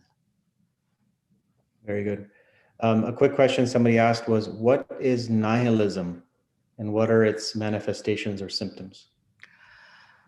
Well, nihilism is a kind of situation where the person feels so much hopeless and helpless that they might experience that their body parts have started decaying and their limbs are being detached from their body, and the hands are being decayed and lost function, and they cannot stand on their feet, and so on and so forth. So being extremely pessimistic and having that overwhelming feeling of being inadequate is known as, it goes to the extreme, and then it is known as nihilistic delusion. So although it is not real, which delusion means that something which the person believes is real, whereas in fact it's not real. So although the person who's suffering may feel that the person is going through nihilistic symptoms, but physically there is nothing wrong. Emotionally, certainly the person is extremely sick, and maybe some profound depressive symptoms the person is going through, and should be diagnosed with depression and should receive treatment accordingly. Very good. There's another question, I guess, here. Let me bring this up here if I can. Can things like having an inferiority complex or being suspicious of others or having extraordinary amounts of guilty feelings and self-punishing behavior, can these kinds of things be successfully dealt with through psychotherapy? Absolutely. We have to remind ourselves that, we believe in 14 immaculate, and the mankind, I should say, we all have our own, defects and deficiencies, and none of us are perfect, Even so, in this age and time, social media is also portraying and influencing, giving a bad influence, I should say, that sometimes, and our youth are very vulnerable, when they follow that some family is doing so well, it looks like that the life is just, they are living in heaven, house on paradise, and they are having all the resources that a mankind should have. And there used to be a time, I'm glad that the sentiment is dying down, that people were taking, when they would go to restaurant or they would go for vacations, they would take the picture of what they are eating and what they have ordered, and so on and so forth, and what kind of clothes they are wearing, and the competition, and so on and so forth. you know we all are born with the same skills, and unless somebody had required special education, I'm pretty sure that there may have been, and there are certainly many, many more experts, who went through different circumstances, may not be as qualified as I am or some of my other colleagues, but it does not mean that, I'm more special and I, am more talented than them. Certainly, this is, if you are having a big target, then you are going to make plan for that, you are going to strive for that, you will dedicate yourself, you will dedicate your time, and then hopefully you are going to achieve your target. However, if you are unable to, then Lord has some other better options for you. So I don't think so that failure should be considered as that we are inadequate. I have failed some of my professional exams. It was not like that throughout from medical career. I have been a dashing person, and then I have been prevailing no matter which exam I take, I would pass. No, I had failures in my life. So, but that failure should not, hold you back. And you look into those failures and you look into your deficiencies, you try to work on, and then suddenly the next time you're going to have a better outcome. That said, envy is bad. We should not be envious. We should not be jealous of others.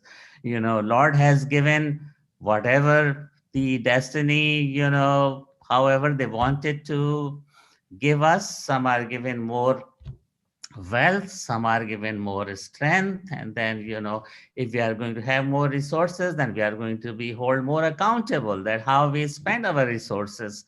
So there is give and take, and there is a justice in the eyes of creator. So we should not be in competition, but competition is good in terms of education and learning and good skills and abilities, rather than on those materialistic things that one has. I don't want to keep giving examples, like, but some people are very crazy about they need to have latest car, for example. Well, if you don't have the resources, or even if you have the resources and the old car is running fine, then there is no need to get involved in driving those fancy cars that is going to be a nightmare for you to manage. So why you create self-created problems which are not there? So I would try to live in your limits and be ambitious, work hard, and hope from Allah subhanahu wa ta'ala that inshallah, if you are seriously giving your 100%, then inshallah, Nusrat is going to be, the help is going to be from Lord the Creator. Wonderful. I'm not sure how we're doing for time, but there are at least a couple more questions I could put forward. One was just sort of a general question to you on what do you think the impact is? Well, let me ask that question after, but the first was just more for the general audience to kind of at least get a sense of the overall prevalence of mental illness in society. What are the current understandings of what the prevalence is for some of the more major mental illnesses in the general population? And specifically things like depressive illness and bipolar illness. What, how frequent is that even in the general population pre-pandemic?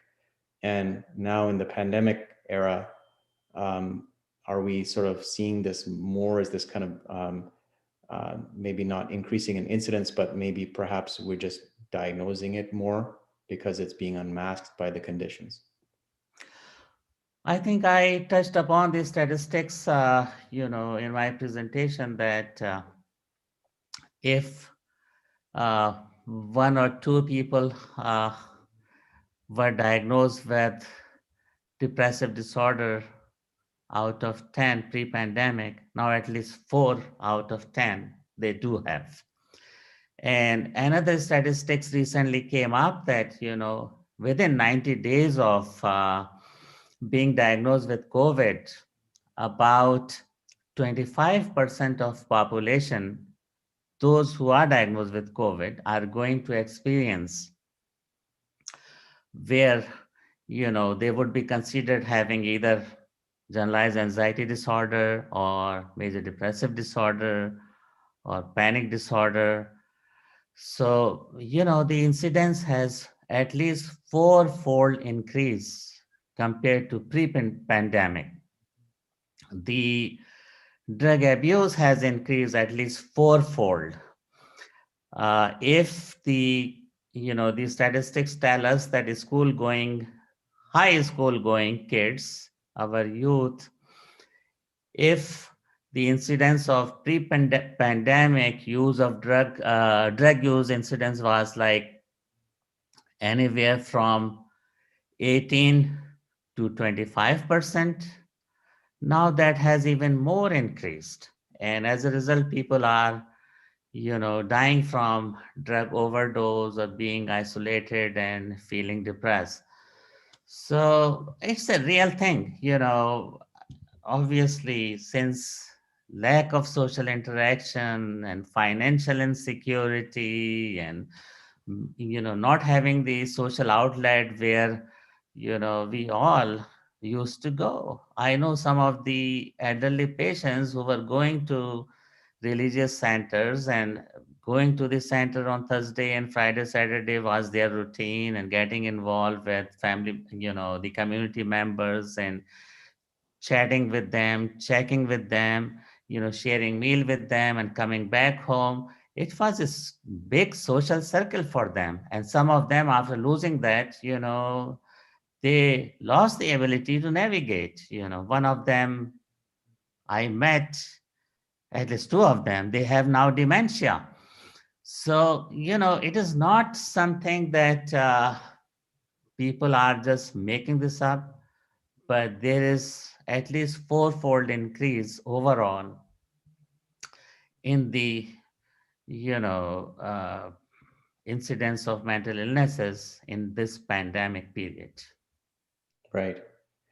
And certainly that's very true of the general population, where there's been a massive, it's quite prevalent to begin with, and then B, in the setting of the pandemic or stressful situations, it just tends to overflow. What's your sense of the incidence within the Muslim communities? And it's a bit of a touchy subject, and there's probably not really much great data on it. But it tends to be something that we don't have our radar out for. And the jamaats and the mosques and the imam bargas are not really set up to identify such situations or problems, are they? And similarly, there really aren't a lot of Muslim faith-based counseling resources available. There may be some in the GTA, but for most, probably not, right? Well, we are talking about science and illnesses. So, these are unfortunately equal opportunity things which involve Muslims, Jewish, Christians, Buddhists, Hindus, non-believers equally. So I didn't touch upon, post-traumatic stress disorder and, abusive families where domestic abuse has been a problem. Many times in these dysfunctional families, the children, when they would go to school, that would have been a respite for them, that, they at least would have some quality time spent with their caring and loving teacher and with other peers. And now all the time they have to live with a harsh disciplinarian father or mom who would smack at them, who would yell at them, who would not listen to them, shove them, push them. So these things are equally prevalent, in Muslim as well as in non-Muslim society. In fact, I'm not going to name, but I was in company for Hajj with an honorable alim, and out of the fun, no fun, he shared with me that, Dr. Saab, these days I'm reciting more divorces than nikah. So, it's a reality in this community that divorces are happening at an alarming rate. However, we all know that, our imams, Imam Sadiq al-Islam in particular, has mentioned that, out of all those permissible things which are allowed for you, the least desirable thing to go for is going for divorce. I mean, it is not haram, obviously. Therefore, it is permissible. But all these things are happening even in Muslim society. I wish that, we have more people take interest and sign up to seek knowledge in terms of mental health care.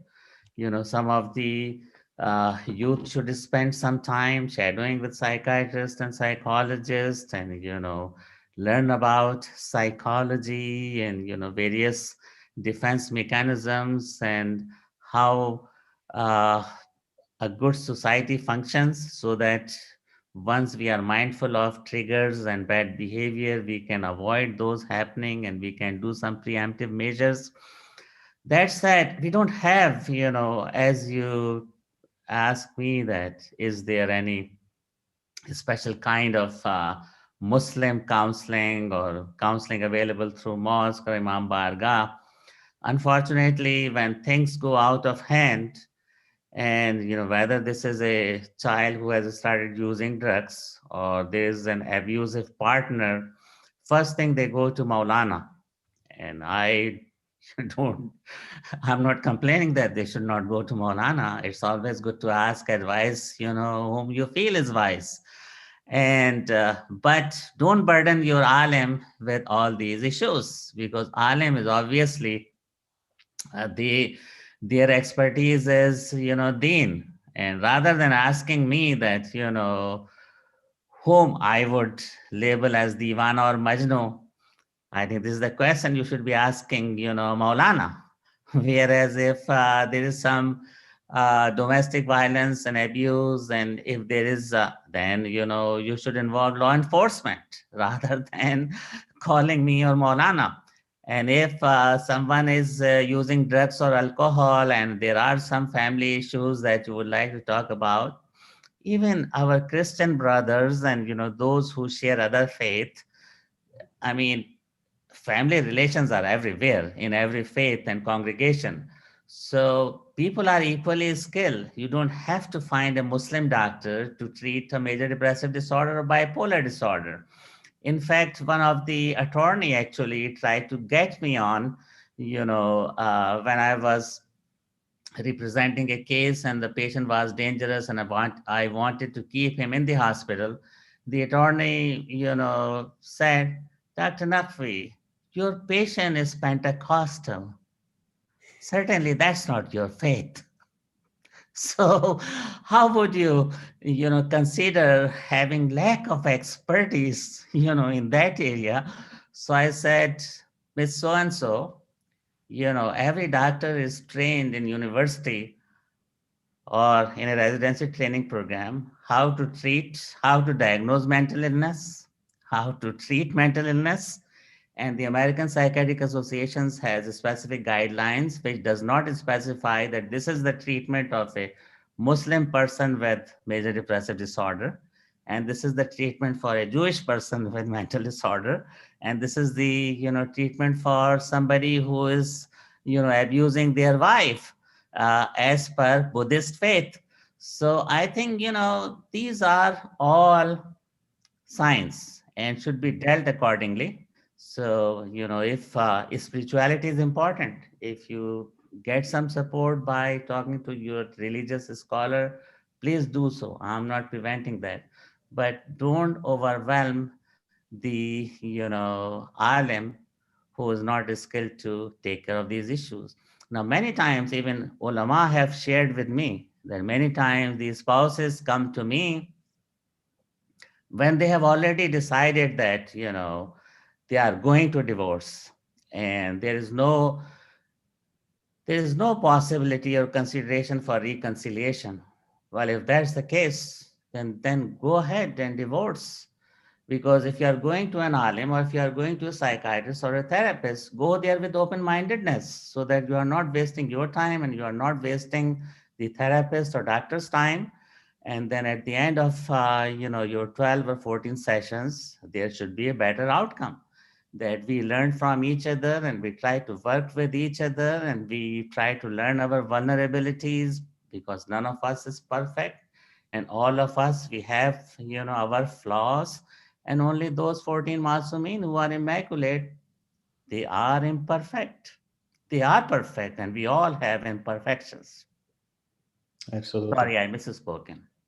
On that note, I guess I'm meaning to ask, or at least make the point that, at least from a medical standpoint, there's been many studies published that show that people who have a strong faith-based system that they adhere to, they deal with medical illness better, they heal better, they recover faster from critical illness than those people who don't have any religion or faith-based structure that they draw upon. And it seems to be irrespective of what faith you have, whether you're Christian or devout, Exactly. or Muslim or Jewish or whichever, but just having a profound faith seems to give you a more profound sense of resilience to cope with severe stressors.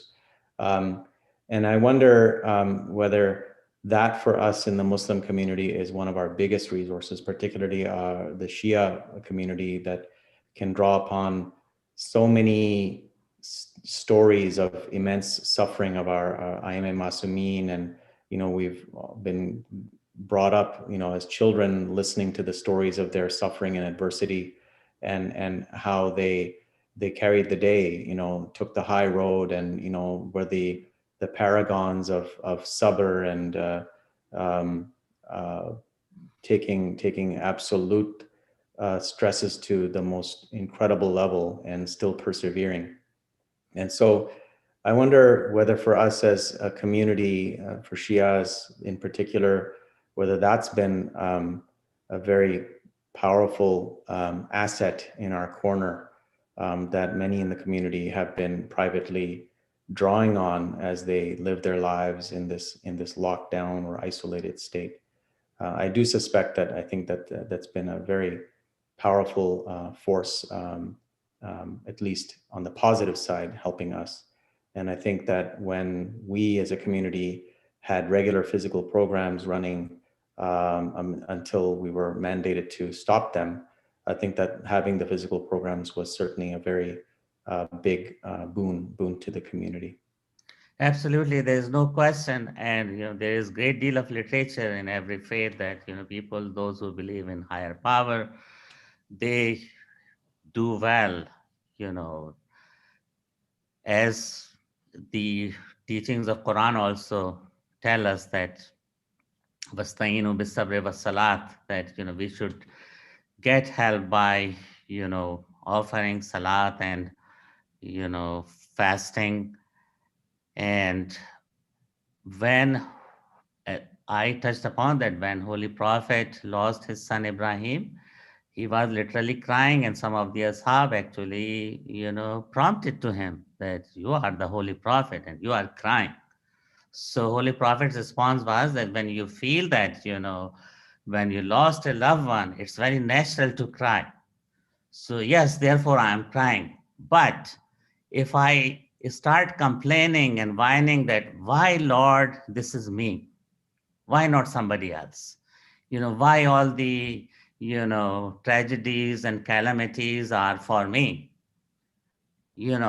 And oh Lord, this is not just, God forbid, then that is not permissible. So therefore, yes, absolutely, I agree with you that, these religious congregations we all deeply miss, and it's a great resource.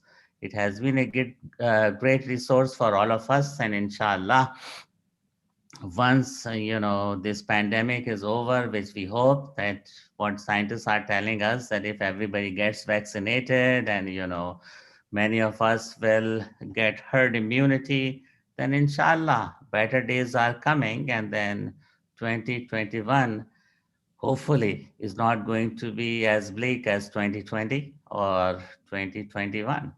So religiosity is very important in every faith, every congregation. So is the case, as Dr. Jaffer Syed touched upon, that the tragedy of Karbala, and that is the climax. So whenever we lose any loved one, we forget the pain and grief of losing our loved one. But once we start thinking about the tragic circumstances and the great sacrifice of Imam Hussain alayhi salam and his companions, it gives our hearts sukoon, peace, comfort. And then, by remembering those immaculate personalities, we tend to forget our pain by remembering their pain. You absolutely touched upon the right subject, Dad. Without doubt. A question that was posted just now pertaining to hypochondriasis. So I'm not sure if I understood the question correctly, but perhaps this person actually had COVID in September of 2020, and ever since they recovered from COVID, they've now been very very much kind of almost, they're calling themselves a hypochondriac, meaning that they're hypervigilant about any possible repeat illness or infection, I guess. And how do you Well, you know, see that a lot, or I mean, or do people tend to go the other way, where if they've survived COVID and they've come out from that, then now they're sort of, well, I beat it, and you know, I'm now stronger for it, and you know, you tend to be a little bit more philosophical about it after you've survived it. you know, COVID is such a strange illness that in some people the symptoms are just limited to loss of taste and smell, and you know, some people just have runny nose and mild cough and headache and body ache, and then as if they had mild flu, and then within a week or so they start feeling better. So after being exposed, you know, most likely on the fourth day their test is going to show positive, and uh, this is going to be positive for another 2 weeks. But after 10 days, to initially the CDC recommended 14 days quarantine, now this is reduced to 10 days. So after 2 weeks, many people will recover and should be asymptomatic. However, that said, I have a colleague in the hospital who actually was diagnosed with, he happened to be a psychiatrist as well, and he was diagnosed with COVID in March, and he was unable to come back to work until, you know, January 14th. So, you know, those people who have some underlying conditions like diabetes, hypertension, and obesity, sleep apnea, or some other comorbidities, and their symptomatology had been very extensive illness, which had involved lungs, so much so that they ended up having hypoxia and, you know, ended up going to hospital, and at some point required, you know, positive pressure ventilation, being on ventilator. Those people, you know, some of them could not even make it, passed away because of that.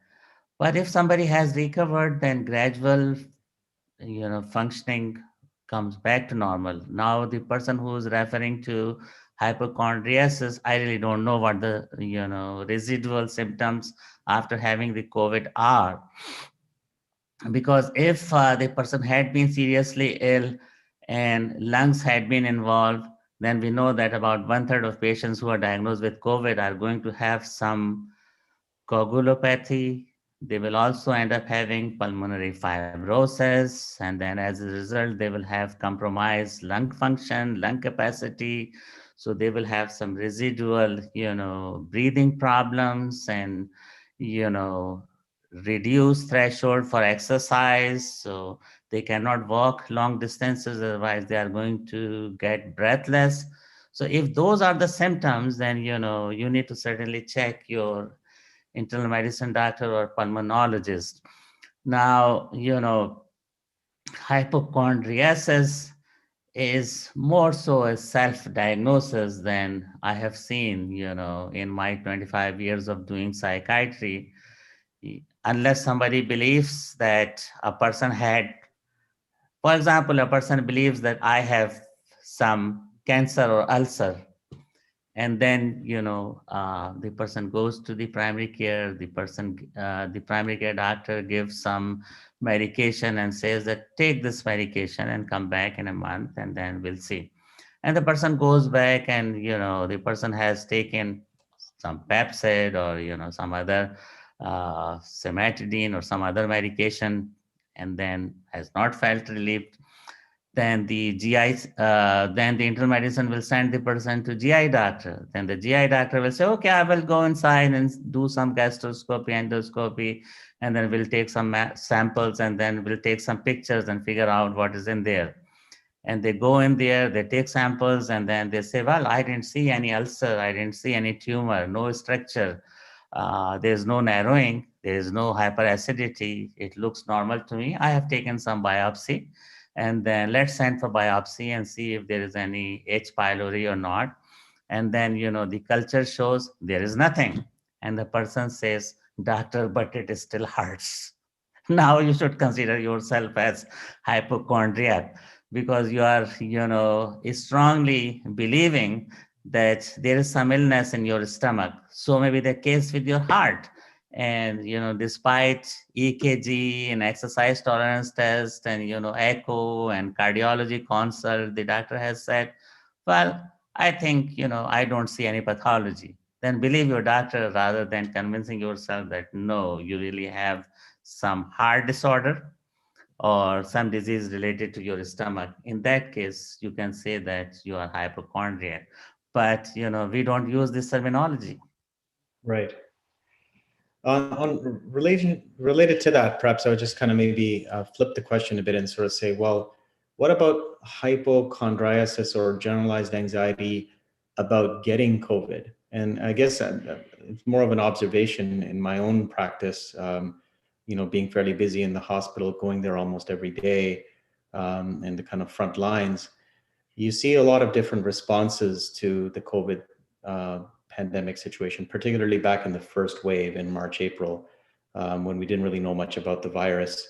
Absolutely. So the study which I mentioned that the University of Pittsburgh, they did from April to June 2020, where they had recruited 4,049, subjects, those who felt that they have some anxiety or depressive symptoms since this COVID has been out there.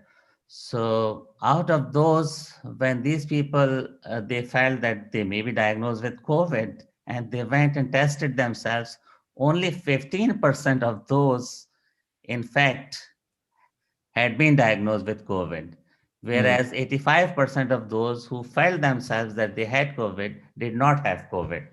So, these are the dynamics, but certainly the stress is making the people feel overwhelmed. There is more responsibility, there is lack of a structure, there are financial barriers. Even if you are going to work, then having adequate PPEs and then burnout and so on and so forth. All those things are causing stress, but it cannot be considered as being hypochondriac. If somebody is feeling anxious every single day,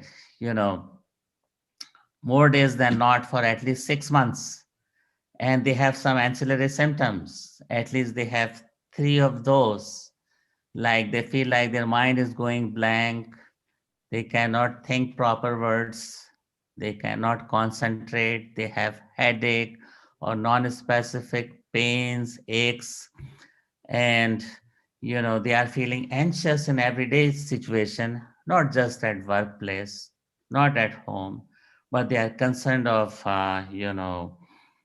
where their retirement is going, and they are concerned whether they are going to have another job or not, or whether kids are going to be successful in school or not, or if they are concerned that somebody is going to break into my house and for example, the mob is going to divert their attention from Capitol Hill to minorities, God forbid.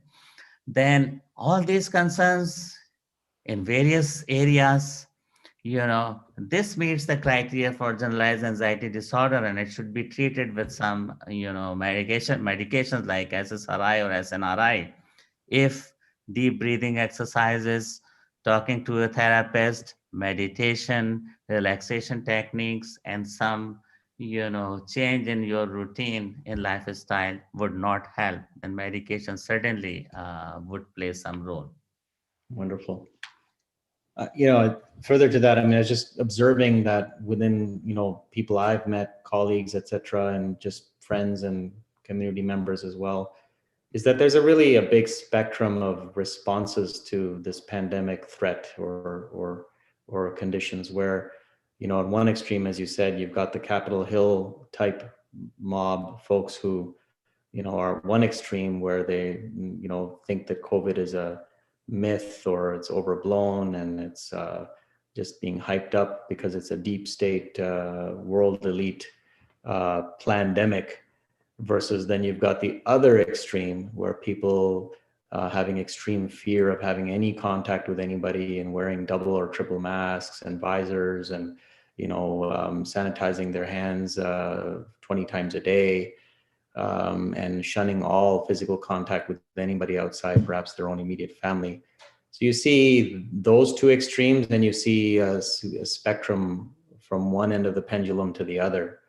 And I do believe that there has been, it's been challenging at times for folks to maintain a balance of how you respond to this and keep it all in perspective. And perhaps as maybe, before I get too far into this, just want to know how you're doing for time, Dr. Naqvi. Have we exhausted your energies already?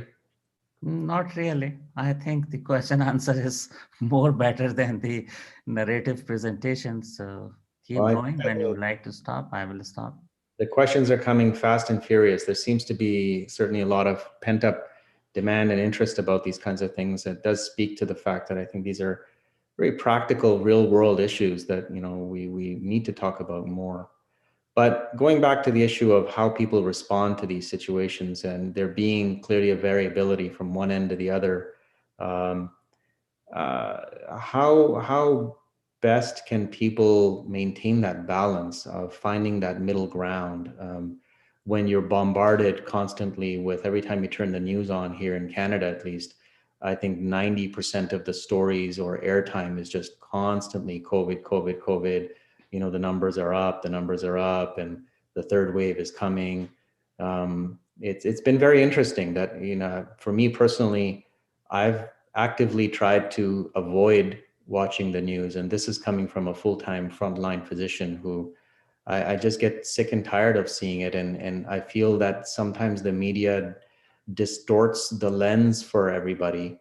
And if I'm not even a medical professional and I'm hearing this stuff all day about what the numbers are doing and where the next wave is coming, I think it can promote anxiety in people, and it creates exactly. So I think, I don't have any specific recommendations except for Dr. Fauci and others at Center of Disease Control, CDC, have already, set forth for us that we should use 6 feet physical distance. Everybody should be using mask. If you are not with your immediate family, avoid big gatherings, and, wash your hands whenever you have some contact with something, and then, certainly before you eat and after you eat, and so on, after, you have used the restroom. So all those things. We know that at least in US, now the cases are reducing. So the maximum number of patients we had was about 2 months ago, 3 months ago. And there was a very alarming, statistics in March and April when there were frozen trucks standing outside the hospitals in New York. So luckily, we have passed through that phase. And even in places like California and other places, we have less number of newly diagnosed COVID cases. And as the physicians are learning about COVID, we all are learning about this new disease, we have some treatment options, at least, if not the cure for the disease. So like the false information that even very prominent people were promoting, the use of chloroquine has no place, we know. But there is great deal of myth about, vaccines would do that and people should not get vaccinated because, Bill Gates is going to monitor you, and, some people are going to be sterile and you will not be able to procreate, and so on and so forth. These are absurd propaganda. So don't listen to that, because, if the science says that, Pfizer Bion vaccine is 95% effective, And if Moderna is 94.1% effective, and if at least these two vaccines are available in both US and Canada, and you have the access to vaccine, go for it. You must get vaccinated. In fact, from Idare Jafariya, we had a seminar when, our religious scholar, Sheikh Jalil, was invited to, tell us about what our Marajes say, in terms of getting vaccinated versus showing their position. He said that saving your own life is wajib. So therefore, if you have something which can save your life, go for it. So that's the religious, ruling on that. And then even influenza vaccine is not more than 60% effective. So these vaccines are 95% effective. So why you should stay away? And if you are concerned about people are going to monitor you, then stop using cell phones. Stop meeting with each other, because the government knows, FBI knows where have you been, with whom you met, how many contacts you had today, your browser history, all the information that you do online shopping and so on and so forth. You need to be extremely careful. And so rather than wasting our time on this media which is propagating one party's propaganda versus the other party's propaganda, we have to limit our social time. Certainly, this is the key factor, not to feel overwhelmed. That if you are going to, be on Facebook or on cell phone, then be there only for half an hour or an hour. If you are going to listen to some podcast or some television show, then maximum TV watch should be half an hour to an hour. Then get yourself involved in some other routines, have a daily routine in your life, and then daily exercise and having contact with your loved ones, and even sending an email to somebody that you used to say salam alaikum in the congregation and now you don't see, calling a person and, just typing a message that I was thinking about you. I learned that you were sick. You are in my prayers. It creates a good impact. It gives a good impression to the person. You are sending the message that you care for them. It makes you feel good if you can spend some of your time and some of your resources with those who are in need. And you will find there are many in community these days because of COVID. So you spend your time rather in healthy activities. Don't forget to spend some time in leisure. Physical activities, however, are limited because of the cold season indoor. But whenever you have the opportunity to go out, please go out and get involved in some sports. If you are not a big sports person, just walk, jog, run. And, just spending some time in fresh air is certainly going to help.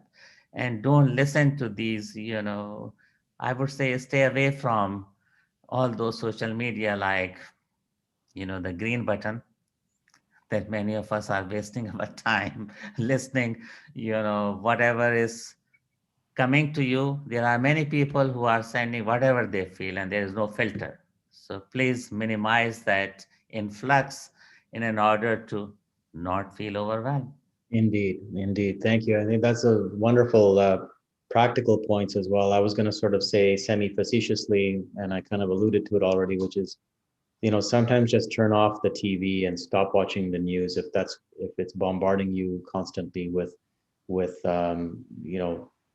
negativity surrounding the pandemic and just stoking fear in your mind and heart.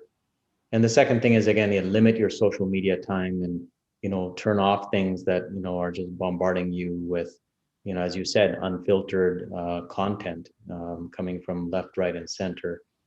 And again, we alluded to it earlier, but the importance of regular physical activity. And we know it's difficult when it's minus 20 outside. It's the dead of winter, but I still see people out there, running in the middle of minus 5 or 10, or they're out hiking at least, getting fresh air. Just leaving the confines of your house is very, very important. So certainly regular exercise, leaving the house. And then we touched on it from a religious standpoint of, again, drawing upon your well of faith, prayer, fasting, reading recitations from our prayer books, etc., are all critical resources as well. Absolutely. One of the things that we did benefit from back in the time where we were the most relaxed in terms of restrictions was that the Ontario government here at least allowed people to have social bubbles where you could have up to maybe 10 people or at least 2 or 3 other families that you kind of entered into a little bit of a pact where they're not members of your immediate family, but you agreed to have social gatherings just limited to within that circle. And it often worked out that your families with children that were friends, and then this gave an opportunity for people to let their kids get together, play in the backyard, or just have one-on-one nights where they could hang out with each other. And I think that those were very powerful little things that we had, unfortunately now don't have, but perhaps as things lighten up, we may get that opportunity to come back. Inshallah. And, since this is the third week of February and, the 21st of March is Nowruz. So from Nowruz, the spring starts. So hopefully this cold weather is not going to be with us for maybe a month or maximum 2 months. Inshallah. And inshallah, better days are coming. And if everybody gets vaccinated, then there is hope. There is light at the end of the tunnel. And inshallah, you are going to again be seen with each other in congregation and, in social gatherings and celebrate graduations and birthdays and weddings and so on and so forth within the parameters of, whatever is permissible as per, our religion. And inshallah, better days are coming, but you do your part. You should not be influenced by those people who say that vaccine should not be taken. It's so ironic and it is so sad to share that Pakistan is the only country where we still have patients diagnosed with polio.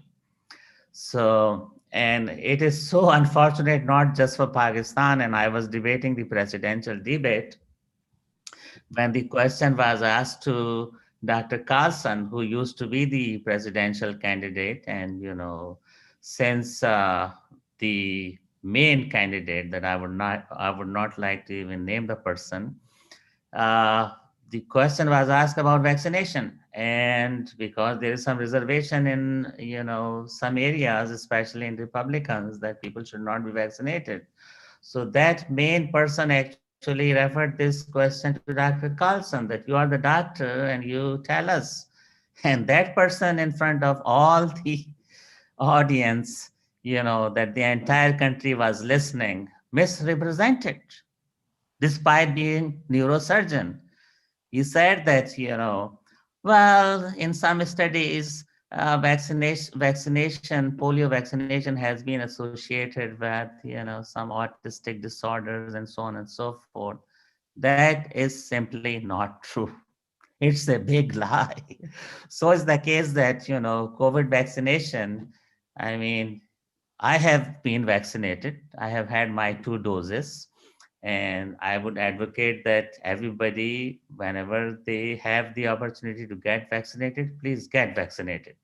And if some person gets sick, please go to the hospital and seek treatment. Not everybody who goes to hospital dies in the emergency room unless the person is elderly and they have so many, comorbid complications.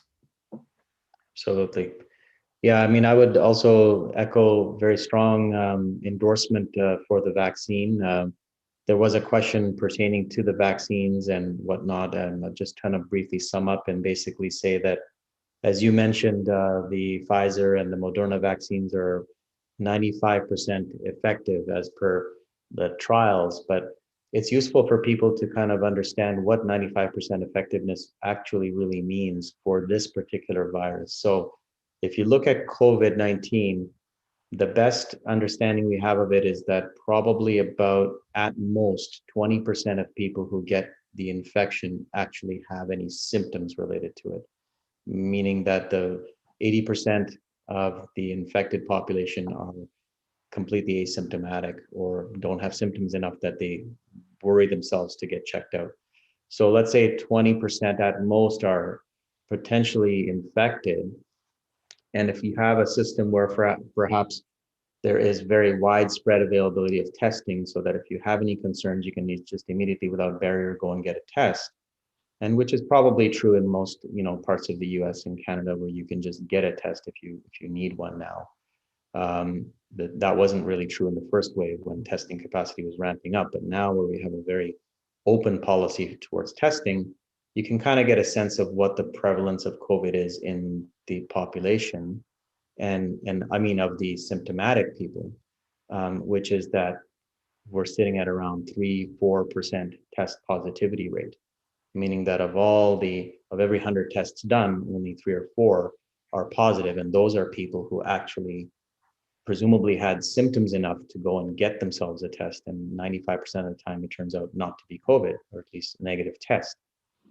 But if we assume that the so-called attack rate of the virus is, let's say, 10%, meaning that, when it's spreading around in the community, there's a 10% chance that general public will get infected by widespread community transmission, then what you really have is 90% not getting the virus, 10% are, and of those 10%, this vaccine or these vaccines reduce the incidence of what they call severe COVID by 95%.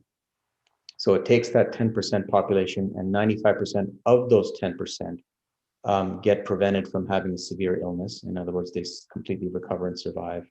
So really what you're looking at is much less than 1% of the population actually, like if we're all getting vaccinated, that would mean that much less than 1% of the population would actually end up having severe enough COVID that would take them to hospital. So I think it's we still have unanswered questions about the new variants that are coming out, the B117, etc. But that remains to be answered. From what we know, if these vaccines do carry that pretty high level of effectiveness, then it will have a very profound impact at helping us get back to our normal lives as soon as possible. Yeah, the time is going to tell us. These South African variant or variants from England 117 are, I mean, the researchers claim that they are more easily transmissible and their infectivity is more, but hopefully, as been said by Anthony Fauci, that hopefully these vaccines, and again he said hopefully because we don't have any statistics, the time is going to prove that hopefully these vaccines will also prevent against those variants. There are some other vaccines in the pipeline as well, and that may be less effective, but at least Johnson and Johnson is claiming that those in trials, those who have received, none of them died from, and then even if people got a disease, it was mild. I would like to make another point here that even if we are vaccinated, we still need to follow all those precautions and guidelines despite being vaccinated, like social distancing and, using mask and washing our hands whenever it is needed, because,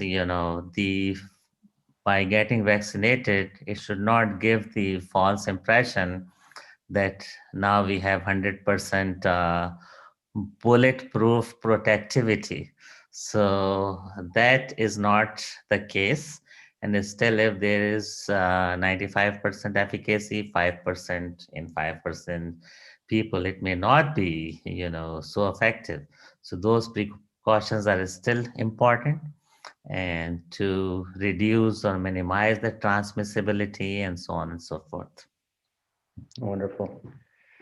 So I think it's been a very fascinating discussion of very wide range of topics, and things have been touched on by us tonight, and certainly we've really benefited from your expounding on some of these topics, and we really appreciate your your time and efforts tonight and contribution to this. I think that with the number of questions we've sort of received and with the viewership online, I think we can clearly sense that there's been this big unmet need, and that probably we'll be getting requests to have more such types of sessions as well.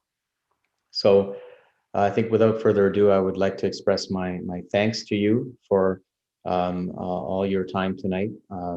It was wonderful having this conversation with you. I'm sure that there will be some additional questions, and I would suspect that they'll probably be forwarded off to the board of directors of Al Zahra or such, and then perhaps they can channel those towards you after sort of reviewing them as well. Thank you so much, and it has been a pleasure to be with you this evening, and I really appreciate that you guys invited me, and I particularly very much like the question answer session, and it shows me that there's a great deal of need, and hopefully when the better days are going to be with us soon, then we should think about, more education in terms of having workshops in our congregations and checking on those who need and trying to reduce the stigma which is there. And mental illness should be treated like any other physical illness. And with that, I say good night to you and Khuda Hafiz, and thank you very much. Thank you very much, Dr. Naqvi. We wish you well, and with the protection of the Holy Masumin, inshallah. Would pass on back to Brother Murtaza, I guess, to sum up and add any other final thoughts. Yeah, inshallah, I think you've covered everything that we wanted to say on our behalf. So I guess we can just wrap up this program with the Ziaraat E Waritha. So if I could please request Brother Kazim Ali to please unmute yourself and begin the recitation of Ziaraat E Waritha. السلام عليك يا رسول الله. السلام عليك يا أمير المؤمنين. السلام عليك يا فاطمة الزهراء. السلام عليك يا خديجة الكبرى. السلام عليك يا حسن المجتبى. السلام عليك يا أبا عبد الله الحسين. السلام عليك يا وارث آدم صفوة الله. السلام عليك يا وارث نوح النبي الله. السلام عليك يا وارث إبراهيم خليل الله. السلام عليك يا وارث موسى كليم الله. السلام عليك يا وارث عيسى روح الله. السلام عليك يا وارث محمد حبيب الله. السلام عليك يا وارث أمير المؤمنين عليه السلام ولي الله. السلام عليك يا ابن محمد المصطفى. السلام عليك يا ابن علي المرتضى. السلام عليك يا ابن فاطمة الزهراء. السلام عليك يا ابن خديجة الكبرى. السلام عليك يا ثار الله وابن ثاره والوتر الموتور. أشهد أنك قد أقمت الصلاة وآتيت الزكاة وأمرت بالمعروف ونهيت عن المنكر وأطعت الله ورسوله حتى أتاك اليقين. فلعن الله أمة قتلت ولعن الله أمة ظلمت ولعن الله أمة سمعت بذلك فرضيت به. يا مولاي يا أبا عبد الله، أشهد أنك كنت نورا في الأصلاب الشامخة والأرحام المطهرة، لم تنجسك الجاهلية بأنجاسها ولم تلبسك من ملهمات ثيابها، وأشهد أنك من دعائم الدين وأركان المؤمنين، وأشهد أنك الإمام البر التقي الرضي الزكي الهادي المهدي وأشهد أن الأئمة من ولدك كلمة التقوى وأعلام الهدى والعروة الوثقى والحجة على أهل الدنيا وأشهد الله وملائكته وأنبياءه ورسله أني بكم مؤمن وبيابكم موقن بشرائع ديني وخواتيم عملي وقلبي لقلبكم سلم وأمري لأمركم متبع صلوات الله عليكم وعلى أرواحكم وعلى أجسادكم وعلى أجسامكم وعلى شاهدكم وعلى غائبكم وعلى ظاهركم وعلى باطنكم. السلام عليك يا ابن رسول الله، السلام عليك يا ابن نبي الله، السلام عليك يا ابن أمير المؤمنين، السلام عليك يا ابن الحسين الشهيد، السلام عليك أيها الشهيد، السلام عليك أيها المظلوم وابن المظلوم. لعن الله أمة قتلت ولعن الله أمة ظلمت ولعن الله أمة سمعت بذلك فرضيت به. السلام عليكم يا أولياء الله أحباء، السلام عليكم يا أسفياء الله وداء، السلام عليكم يا أنصار دين الله، السلام عليكم يا أنصار رسول الله، السلام عليكم يا أنصار المؤمنين، السلام عليكم يا أنصار فاطمة سيدة نساء العالمين، السلام عليكم يا أنصار أبي محمد الحسن بن علي الولي الزكي الناصح، السلام عليكم يا أنصار أبي عبد الله بأبي أنتم وأمي طبتم وطابت الأرض التي في دفنتم وفزتم فوزا عظيما، فيا ليتني كنت معكم فأفوز معكم. السلام عليك يا أبا الفضل العباس أمير المؤمنين، السلام عليك يا ابن سيد الوصيين، السلام عليك يا ابن وللقوم إسلاما وأقدمهم إيمانا وأقومهم بدين الله وأحوتهم على الإسلام. أشهد لقد نصحت لله ولرسوله وليقيك فنعم الأخ المواسي، فلعن الله أمة قتلت ولعن الله أمة ظلمت ولعن الله أمة استحلت منك المحارم وانتهكت حرمة الإسلام، فنعم الصابر المجاهد المهرم الناصر والأخ الدافع عن أخيه المجيب إلى طاعة ربه الراغب فيما زهد فيه غيره من الثواب الجزيل والثناء الجميل، والحقه الله بدرجة بارك في جنات النعيم. السلام عليكم يا أئمة الهدى علي بن الحسين ومحمد بن علي وجعفر بن محمد وموسى بن جعفر وعلي بن موسى ومحمد بن علي وعلي بن محمد والحسن بن علي. السلام عليك يا صاحب العصر والزمان، السلام عليك يا خليفة الرحمن شريك القرآن كعبة الآن إمام الإنس والجان ورحمة الله وبركاته.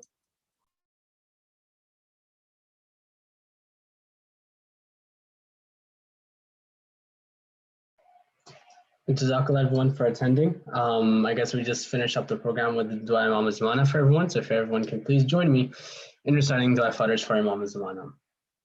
Bismillahir Rahmanir Rahim.